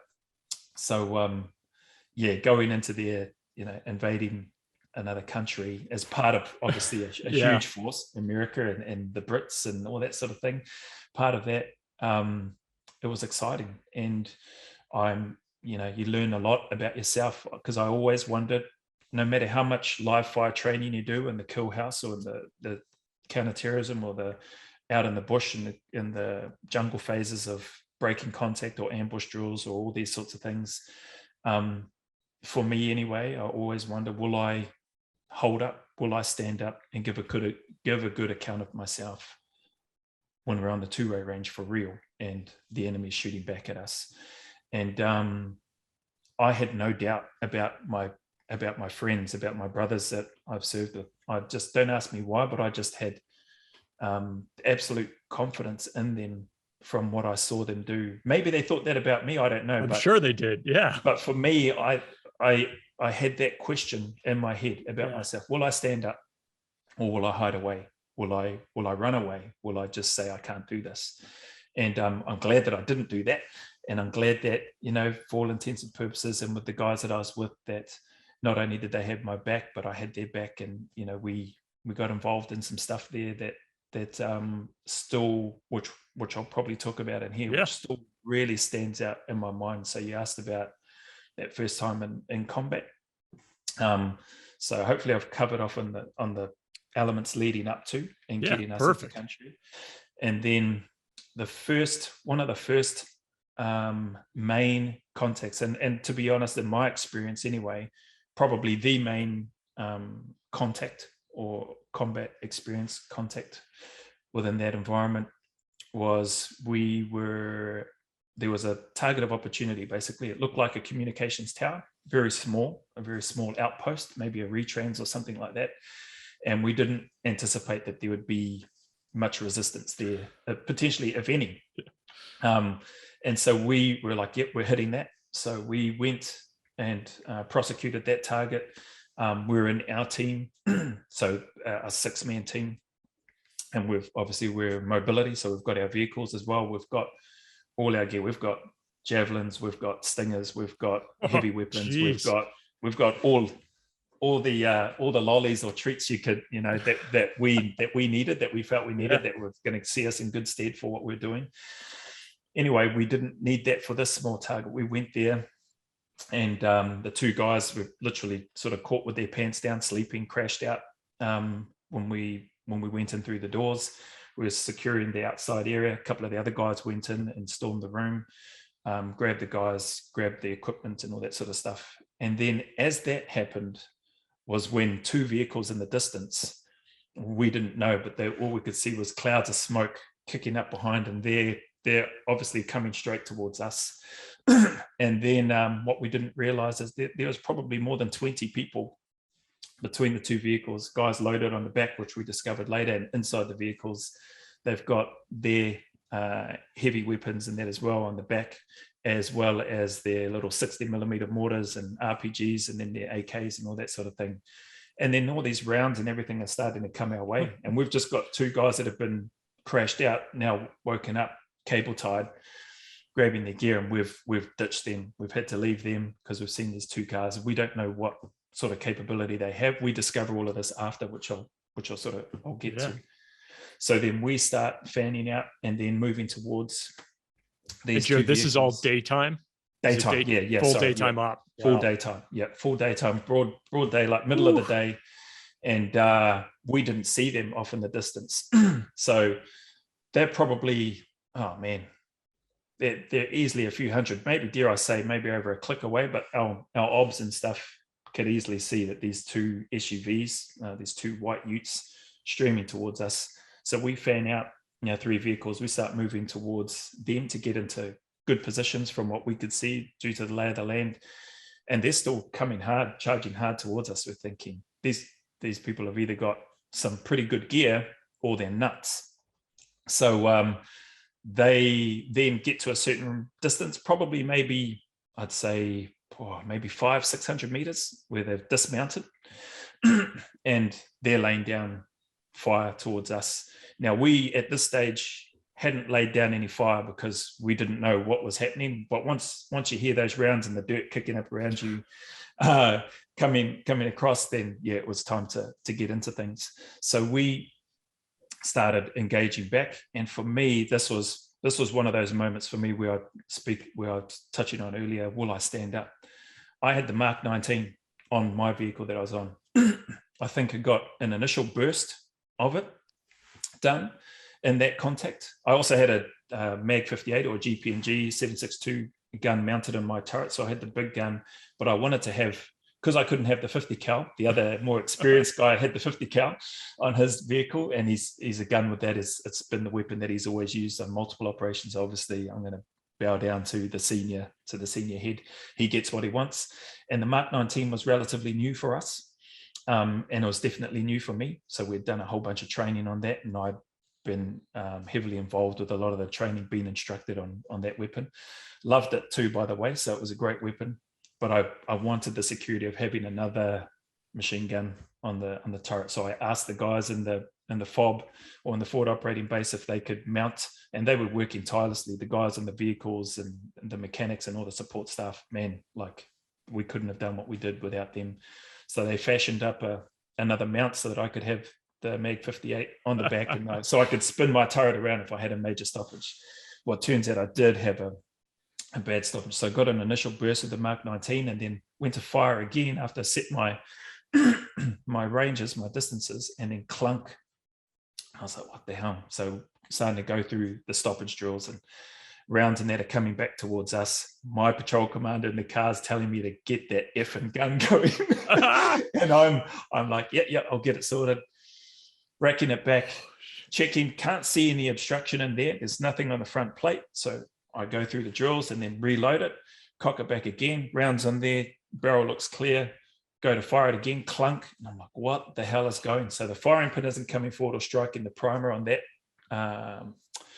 round, and the round isn't fully chambering. It isn't fully going in every time I go to cock it back. So I rack it back, or before I rack it back, I can see it's not fully chambered.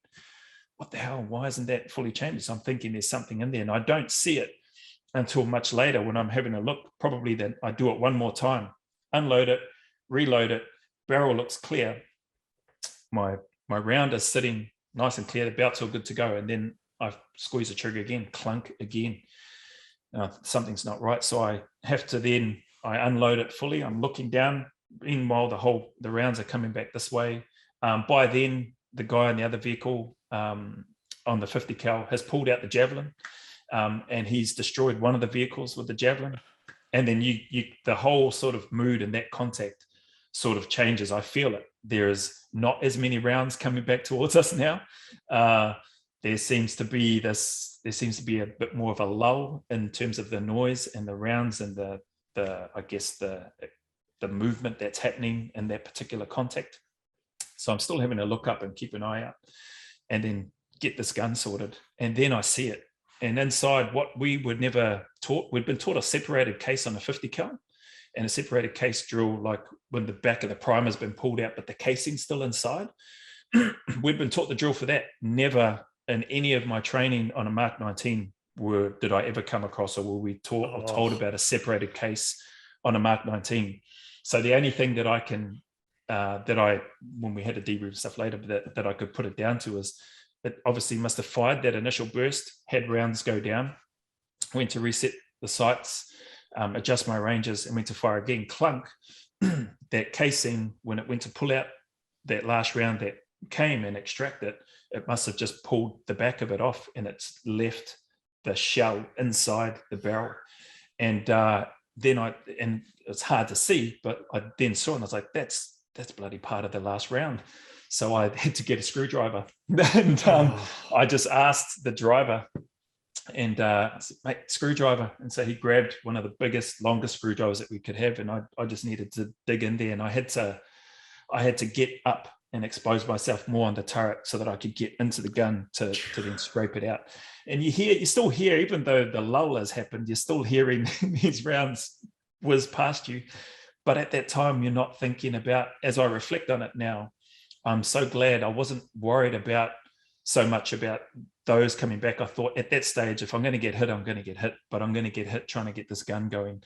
And if I can't get it going, I'm going to at least try to clear the stoppage or this obstruction so that the driver or the PC can get up, and the patrol commander can get up in the turret and get the gun going if they need it.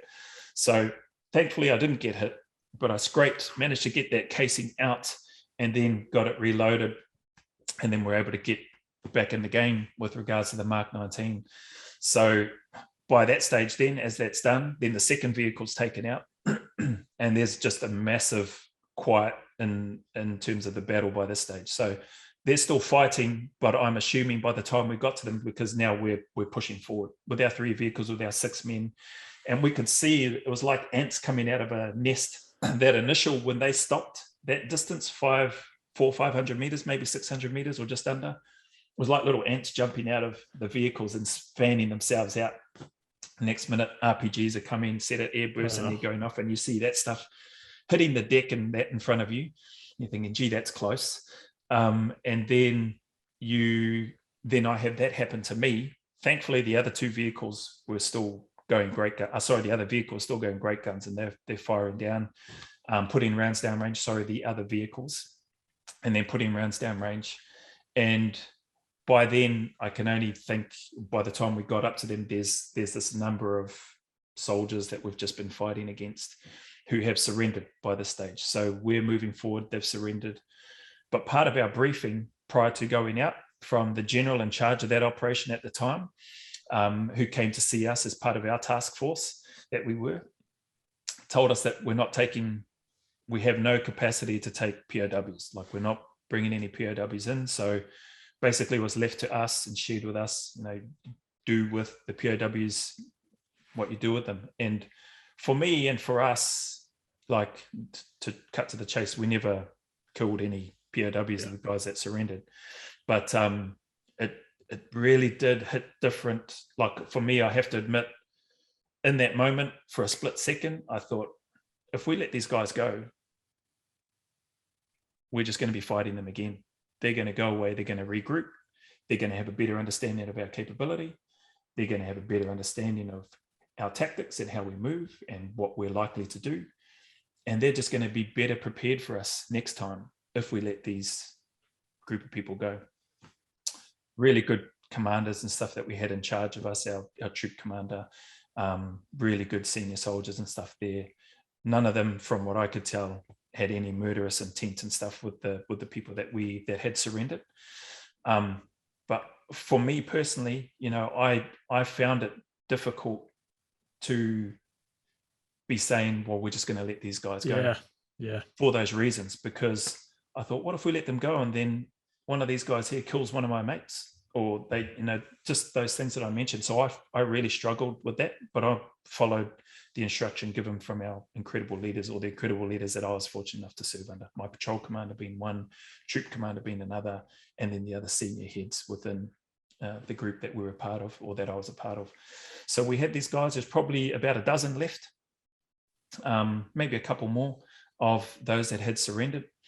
And the look, this is one thing that always stands out with me, not so much the contact and stuff itself. The Mark 19 stands out for me because that was bloody terrible for me anyway. But the look on these guys' faces, they were just hard as, the only way I can describe them is just hard as nails. Like, they just looked at us with complete disgust. Like, who are you guys? Like, what the hell are you doing here? The look on their face, I'll never forget it. Like, there was no fear. There was no fear in them from what I saw on their faces. We've got our weapons trailed on them in case anybody decided to try to do anything. And then we've got guys down on the ground with their weapons pointed at them, giving them instructions, which they're then following, but following reluctantly and slowly, and just eyeballing us. Like, they're not looking down at the ground. They're not looking sheepish or meek. So this is why we're still really high alert, because these guys do not look scared of us at all.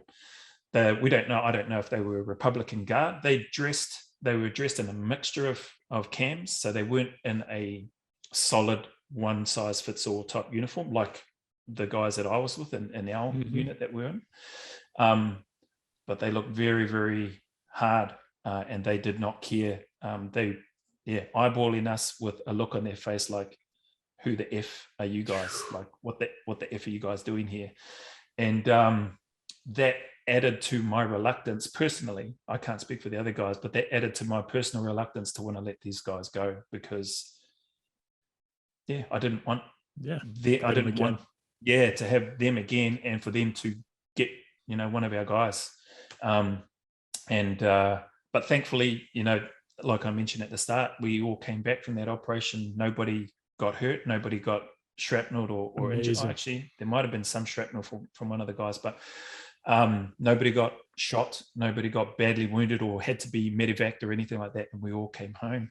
But that just has always stayed with me. And I guess the flip side of that, we took one of the guys who we discovered, or who appeared to be, may not have been, but through our interpreter that we had with us, who appeared to look like to be the person in charge. We took him. He was on my vehicle. He was cable tied and put on the back of my vehicle, and we drove off. We let those other guys go. We cable tied them. They were there kneeling down. We took what information, all that sort of stuff, and did the battlefield clearance and all those good things that happened in that time. Radioed in what we'd had, and the comms were sent. And again, but we already knew, like, nobody was coming to collect these guys, and there was no scope for POWs. So we left them. We let them go. But we took one, and then questioned that person. Not long after that contact, a big, massive dust storm came in. We had already left by then, and left the guys that we had captured face down, cable tied, and we drove off. We disappeared. Took the guy with us. Dust storm came in. Not long after we were driving off, we could see it coming, and then went through the questioning. The guys and patrol commander, troop commander, and that as well, went through their questioning with the interpreter of the guy that we had, and then we let him go as well. Right in the middle of the dust storm, cable tied, hands behind his back.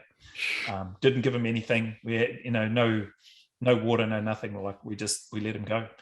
And I don't know what happened to him. To be honest, I didn't really care what happened to him or the others that we had left. And we moved on to the next jobs, and then the rest were other skirmishes and stuff that happened. But that is the main, from my experience, main contact, and something that really stuck out to me was letting those guys go, and how not comfortable that didn't sit comfortable with me at all. But in hindsight, you know what? I'm super grateful that the leaders that we had at that time, and that the decisions that were made, and the senior heads that were there, because we all could have spoken up, but we understood the instructions that we were given, and there's still a level of respect in terms of the rules of war, I guess, or the rules of engagement with regards to where we were at and what we were there tasked to do. And I couldn't be prouder of those men that I was fortunate enough to serve with, for the decisions that they made, the integrity that they showed in terms of sticking to that. And I would say there's probably many experiences like that probably don't get spoken about in terms of operators sharing some of those experiences, for whatever those reasons may be. But I'm super proud of the time that I had to serve with the unit, and those men that I got to serve with, and what the unit continues to do. And it hurts a little bit to see some of I don't know if you've seen much about the Australian news and stuff that's happened with some of the things that's been happening there, but it does hurt a little bit to see that there's some of that. And I'm not saying that the units by any means are perfect, but if that stuff has happened, then that's sad, or that's disappointing. But I guess it hurts a little bit from the sense that the way in which those things were done, the way in which information was gathered and then portrayed as though the units and the operators were guilty before even going through the due diligence process, and it was broadcasted that way, that the unit has done these things, has done these terrible things, without even going through the proper processes to get that information.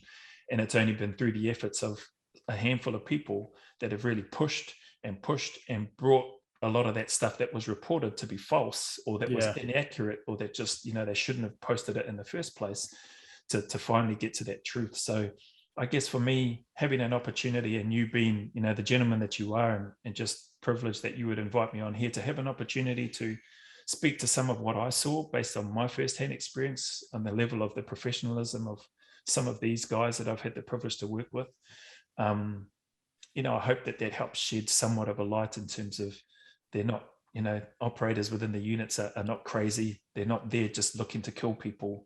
Like, we're there to win, yes, but we're there to try to not only look after the people next to us, but hopefully serve what we believe is a right, or is a good cause that's going to help other people in the long run, or in that immediate future, but also in the long run as well. So it's been, sorry, go. Sorry, I was just going to say, we'd interviewed Wes Hennessy as well, and I know he's a big advocate for a lot of what you're describing, and trying to really speak for the veteran community in that side of the debate.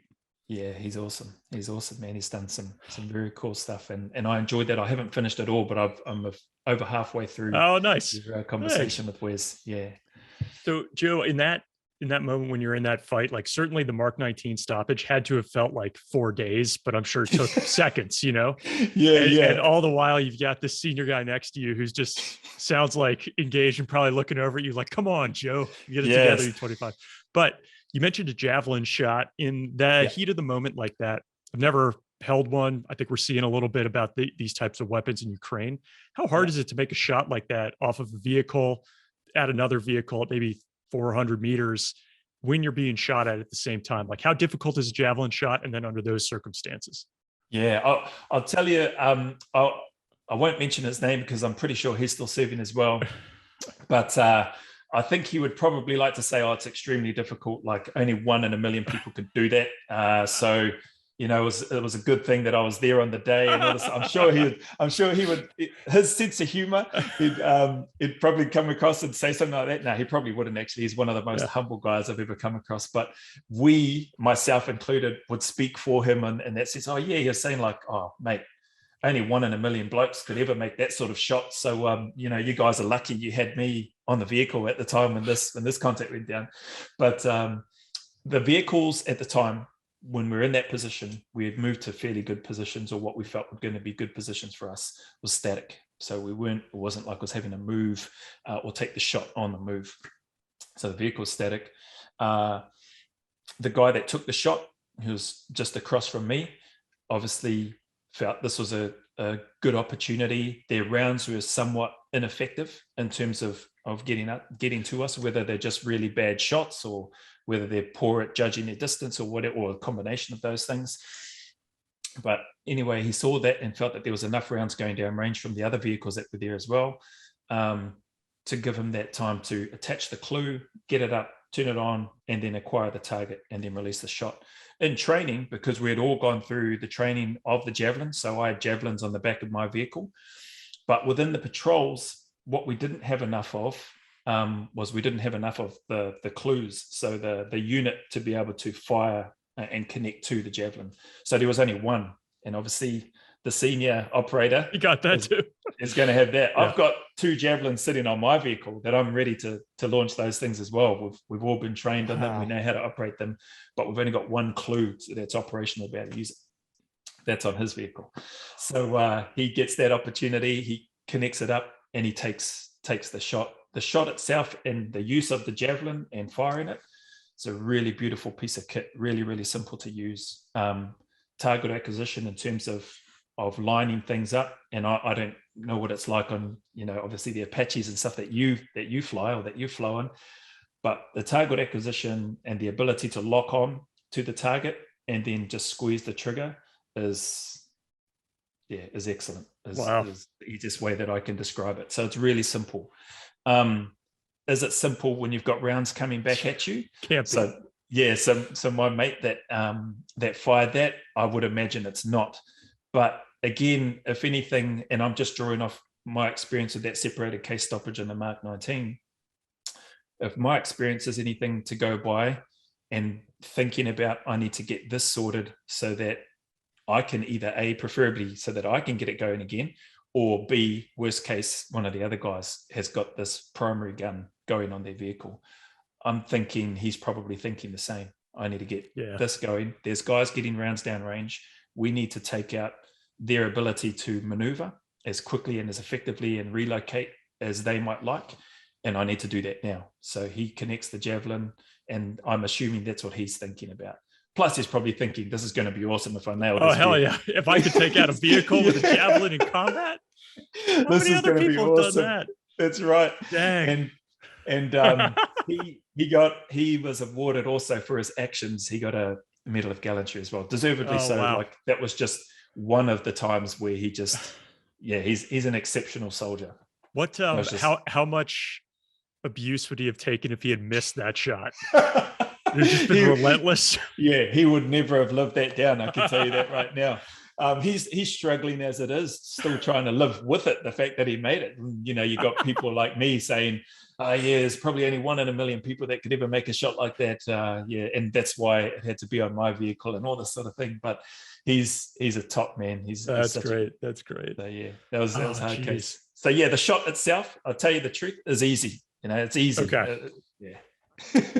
So I've kept you longer than I expected. I wonder, could I All ask good. you for just one more story, Joe? Just like one Of of course you can. the more memorable moments in combat that you Yeah. experienced, whether it was losing somebody or like just you went on an op with like difficult odds stacked against you, something that comes Yeah. to mind that you think back on. Yeah. Well, I think for me, that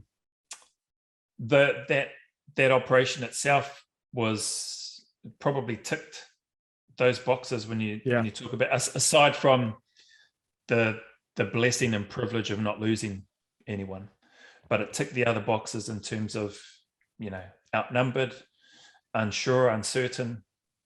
Will we all come home? Having other things going on in your mind, because at that time, like we were deployed for several months, but we couldn't even contact home. So this is probably one other significant. This is probably one other significant thing that stands out for me. So in that time, we're still writing or still receiving handwritten letters, and so and writing handwritten letters. And so, yeah, there's email and stuff there, but we've already had this massive OPSEC shutdown. Like, you're not sending any emails. There's no comms going back home, blah, blah, blah. So like, oh, okay, well, pen and paper. So we write. And that to me, receiving, so there was an airbase that we were tasked with taking as well. So Al Assad Air Base in Iraq. We were tasked with seizing that and having to clear that whole thing as a squadron by that stage. And we actually spent Anzac Day there. So, oh, wow. man, you open my mind up to a lot of things. There's a lot of things. So yeah, the letter writing, the connection to family and not being able to call or speak home.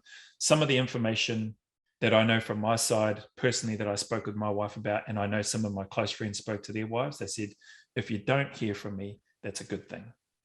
If you do hear from myself or from the unit, or if you hear from the unit more so than from ourselves, then something's probably gone not too well. So our wives, as I spoke with my wife later, she was just so grateful every time the phone ever rang, during the day, during the night.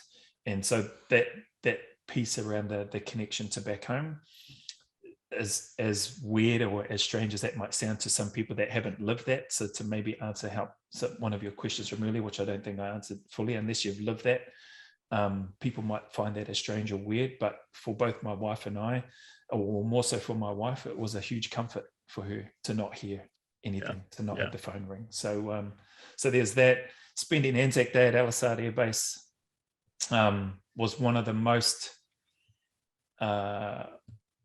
awesome experiences that I personally ever had. We had the Americans came over and they did a flyover for us. That's awesome as well. That's was awesome. Very, very cool. And they timed it perfectly after the last post and stuff that we had playing, and the ode of remembrance that was mentioned, and then this incredible flyover, just the timing of everything. But you'd expect that from you pilots and stuff like that, timings and meeting all of those. So they nailed that. And the other privilege of that for me was the opportunity to read the names that are etched into the rock of remembrance at the barracks in Perth. And that's the list of all the names that of operators that have passed either in training, that have passed away either during training or on operations. And to have that opportunity as a Kiwi to be asked by my SSM or my squadron SAR major if I would read the names on that rock, I was just hoping that I would pronounce the names right, and try to get everybody's name right. And there's more names than what we'd like to have on there, but it was just a real privilege. So that piece there and being able to do that is definitely one of the more memorable, or one of the most memorable moments from a positive perspective. In terms of, and how far you came from being the kid who wouldn't even speak in class, like stand up, and here you're like front and center on Anzac Day, deployed, reading out names, how special that is. Man, that's absolutely.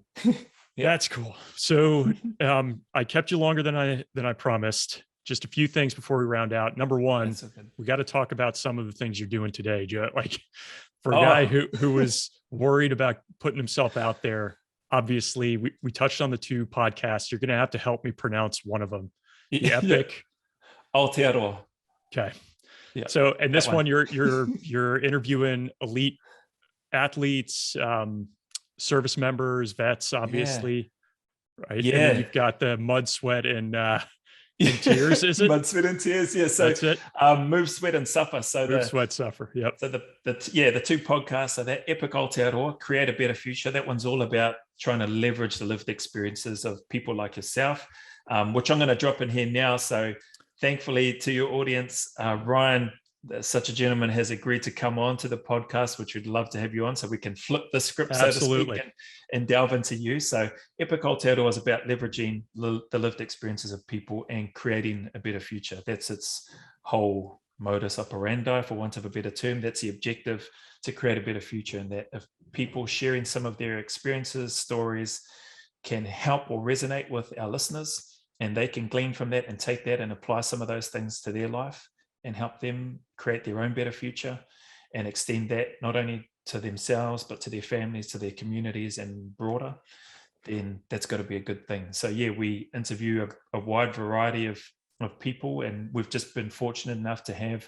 some veterans, to have some professional athletes, and to have some everyday, mums and dads and those sorts of things, because everybody has a story to tell, and we want to try to help them share that, to help and connect with such a broad range of people for those reasons.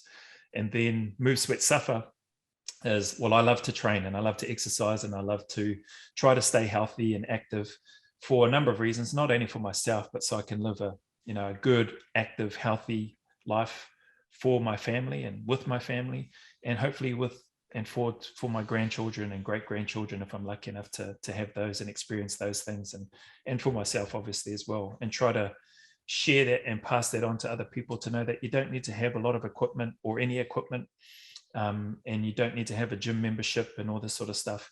You just, if you've got some space and you've got some time that you make time for, you can get a heck of a lot of work done, and you can look after yourself reasonably well and be looking more at that longevity aspect, as opposed to, I like when Patrick McNamara speaks about, we never really looked at that when we're operating. We're just like, go, go, go. So getting a bit older, hopefully a little bit wiser slowly, and trying to share that in a way and connect with people that are doing just amazing things, males and females. A lot of the people that we've had are not professional athletes. A lot of them are just Joe average like me, just in their home or in their environment where they train, and putting out work to try to help even just one person. And if it can help even just one person, then it makes it worth it. So that's what the Move, Sweat, Suffer podcast is all about. And the other part that you spoke about before was Zero Alpha. That to me is a piece of, it's Zero Alpha is these special forces inspired ultra endurance events. So they're modeled on one or a couple of days worth of what it's like to be on a special forces selection.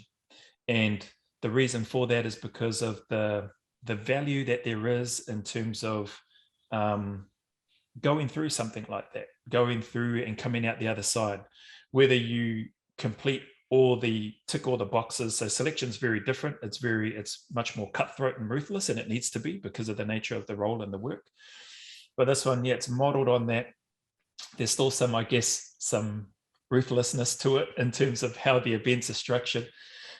But those that are willing to sort of put themselves out there, because I meet, and you're probably the same, but I meet so many people that say, I always wanted to do that, or I'd love to just do the selection part, or I'd love to give it a try, and those sorts of things. And those are, in my experience, are not necessarily the right sort of mindset or attitude of people that are successful in making it into the unit. But I know that there's people out there that have felt like they'd like to do something like that.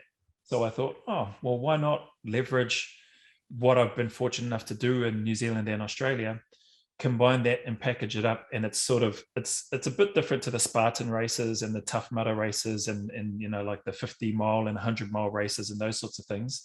There's a lot more working parts to it. So logistically and administration wise, and safety wise, there's a fair bit to it, because we're wanting to make sure that we don't want to injure or lose anybody on the selection, if that makes sense. So there's a fair bit of risk and stuff involved.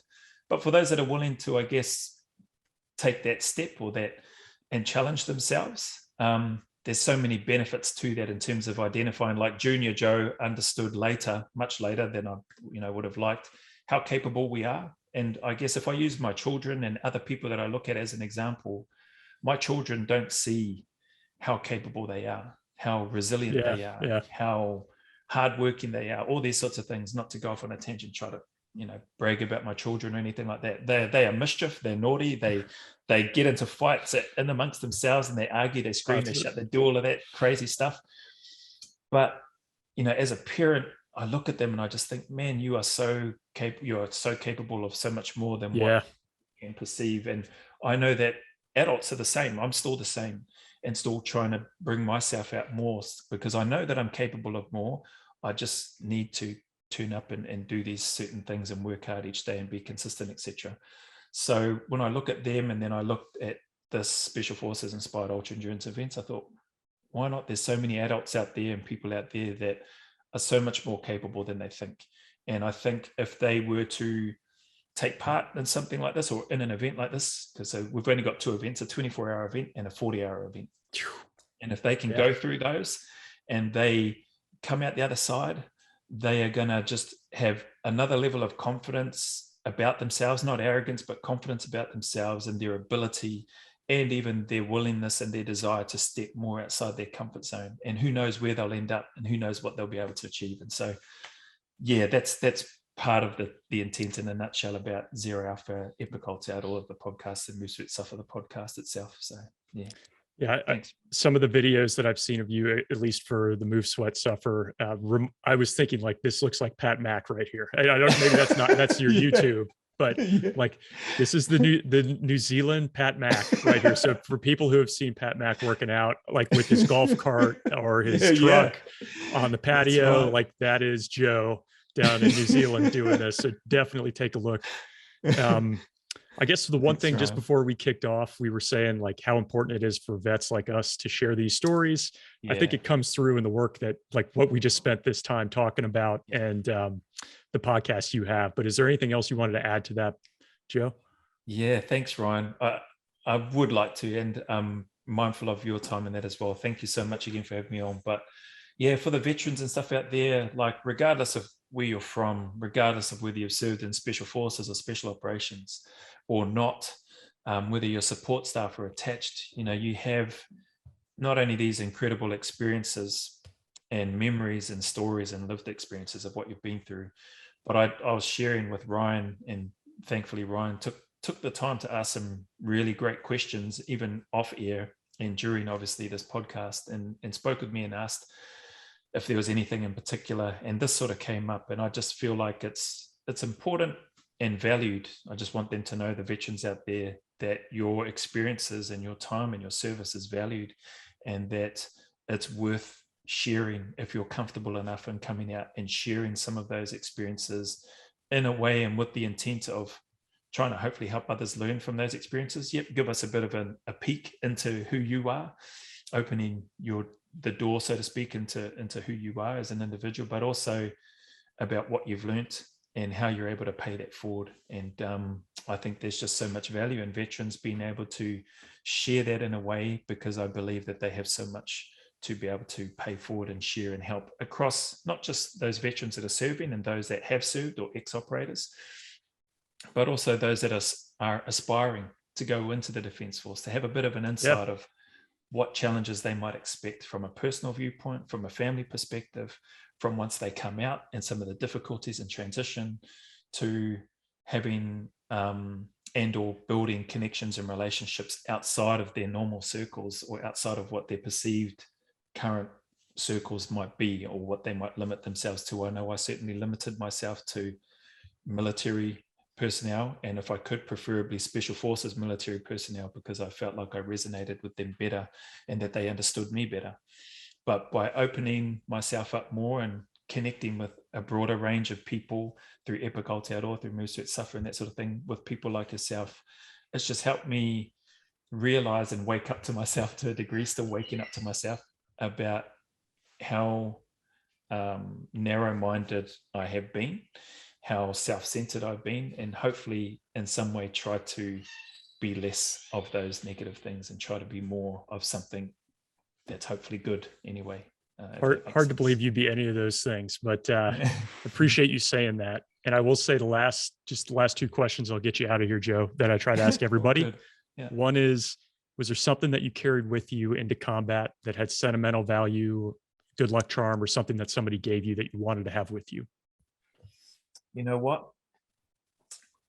There isn't, in all honesty. I never carried anything with me because of that OPSEC side of things. I never even took my wedding band. Oftentimes I don't wear my wedding band now just because I train so regularly, and it's annoying when I'm holding the bar, so it sits on the shelf. If I'm going out somewhere special, with my wife or with my family, I'll put my ring on, because I am super proud and grateful to be a husband and a father. But no, I never took anything with me because if worst came to worst, I didn't want to have anything on me that was going to compromise or raise questions. Yeah. We always get a few of you guys who don't carry anything with you. So that's okay. And then the last one, after all that you went through, the pain to get through the selection and people doubting you and making it through 2 selections and the time you spent in service, would you go back and do that again? Yeah, 100%. Yeah, I would. Yeah. I would do it again, but I would do my absolute best to try to do it better. And what I mean by that is probably something that we didn't talk about in here. When I left the Australian unit, I left not because I was ready and not because I wanted to. I never thought I would leave. I left because I made a dumb decision, because I was too pig-headed, too stubborn, and I mentioned that earlier, but just very stubborn. I didn't want to do a promotion course. So that would be something that I would change. So when I say do better, I would embrace that, and I would give it everything I had, just like I did on selection, to try to be, if I could, to try to top that course. But I didn't want to do it because once I made it into the unit, once I completed selection and cycle, and you receive your bearing, your badge, your operational, and all that sort of stuff, you're assigned to a squadron, and I understood the daily renewable contract. I lost sight of the rest of the Defence Force in a real arrogant way, and to the point that I felt like I don't need to march and do drill anymore. I'm not going to worry about polishing my brass or making sure I've got these nice neat creases in my uniform. Like, that's, to me, that wasn't what soldiering was about. It was a stepping stone in my head, in my young, naive mind, arrogant mind. It was a stepping stone to get to the Special Forces, whereby that stuff, that no sense of class, I don't need to salute officers. That's great. But I have the utmost respect for them, in terms, because they've all been through the same thing. But I lost sight of the rest of the army, and I just did not. I thought it was a massive step backwards to go on a promotion course. And again, the reason why I mentioned my children and them not seeing their potential, I didn't see, like, I felt I could lead. I felt if anything happens, I'll lead and pick up and do the things that I need to do. And I felt I don't need to have rank to do that. And it was never anything to do with my agenda about why I joined the Defence Force. I just thought, once I made it to the unit, I'm going to be training, I'm going to be deployed on operations, eat, sleep, repeat. That's going to be my life. And then when I have time, I'm going to be as good a husband and as good a dad as I can for my children or with my family. Turns out I wasn't very good at those either, and it's taken a long, long time to try to become better at that. But I left for a really dumb reason, because I didn't want to do that course. And when my back was to the wall, if I'm going to do what I say I'm going to do. So I've told you I'm not doing it. You've told me I've got to do it, so I'm not doing it. Wow. And when they said to me, if you don't do it, well, then there's probably no place for you here, I was like, well, see you later. So I thought, my arrogant mind, I thought, well, you've invested all this money, time, effort, money, energy into me. You're just going to let that go? Surely you want to use me on the job of what I'm here for, what I've shown that I can do and why I want to be here. And no, they just let me go. So lesson learned. Don't be dumb and stupid like what I did there. So I didn't leave because I wanted to. I didn't leave because I was ready. I left because I was done. And I left a job that I absolutely loved. And then I spent more than a decade, in all honesty, really trying to find value and purpose. What can I do? What, who are my friends? Who am I going to hang out with? Like the guys that I'm really close friends with, although some of them are out now, they're serving. Like, they can't talk with me about the stuff that's happening, even though I've been there, but I understand that and respect it. but the connection isn't the same as what it used to be anymore, because I'm not there alongside them. So yeah, don't do anything dumb like that. You could apply that to anything. Got it. So Thanks so much, Joe. I really look forward to spending more time with you on your show. And maybe I feel like there's probably a round 2 for you and I at some point down the road, once you recover from this first exposure. But I'd love to dig in more just about the emotions of it and how you overcame some of the other obstacles there. So thanks so much for the time you've given us. Really appreciate it, and looking forward to the next session with you. Absolutely. Thank you so much, Ryan. I really, really appreciate you, man, and having me on here, especially with the guests that you've had on. I feel very humbled and privileged to be, a guest on your show with the guests that you've had. And I look forward to having you on the Epic podcast and really delving into you and having you share more about yourself with us. I know that there's a lot of information about you out there already through the team house and that sort of thing, but I'm pretty sure I've got some other questions that lined up for you to delve into some other things. So thank you so much, brother. I really appreciate it. Can't wait. Our first comment is from YouTube on the Mike Sorelli interview, and it's from Chris Cully 375. He says, I still say every time when anyone asks me which podcast I listen to, and there's some really great ones out there, but you seem to get the best people, the most badass dudes on the planet, get the best interviews from them from any other podcast I've listened to. Just wanted to give you some big kudos and some shout outs. Your podcast is awesome, and I'm still surprised it's not at 100,000 yet. Rangers lead the way 375. Thanks a lot, Chris. Means a ton, man. I know there's a lot of options out there. Glad that somebody from your background in Ranger Battalion finds this interesting. So I know you probably did a lot of these ops yourself. So thanks for that. Our second comment is also from YouTube. It's on the Patrick Kinsella interview, and it's from Anthony McFadden. It says, as someone who's had a career as a football coach for women and currently looking at moving into the military, this is probably the most interested and appreciative I've been watching one of these episodes. Thank you for this. Well, that's a really cool call out and very interesting career change for you. Good luck as you move into the military. I know a lot of folks who listen to this are interested in service and possibly pursuing a career in the military. So I'm glad that this has helped you in some way to make that transition. So thanks a lot, Anthony. Appreciate you sharing that with us, and best of luck.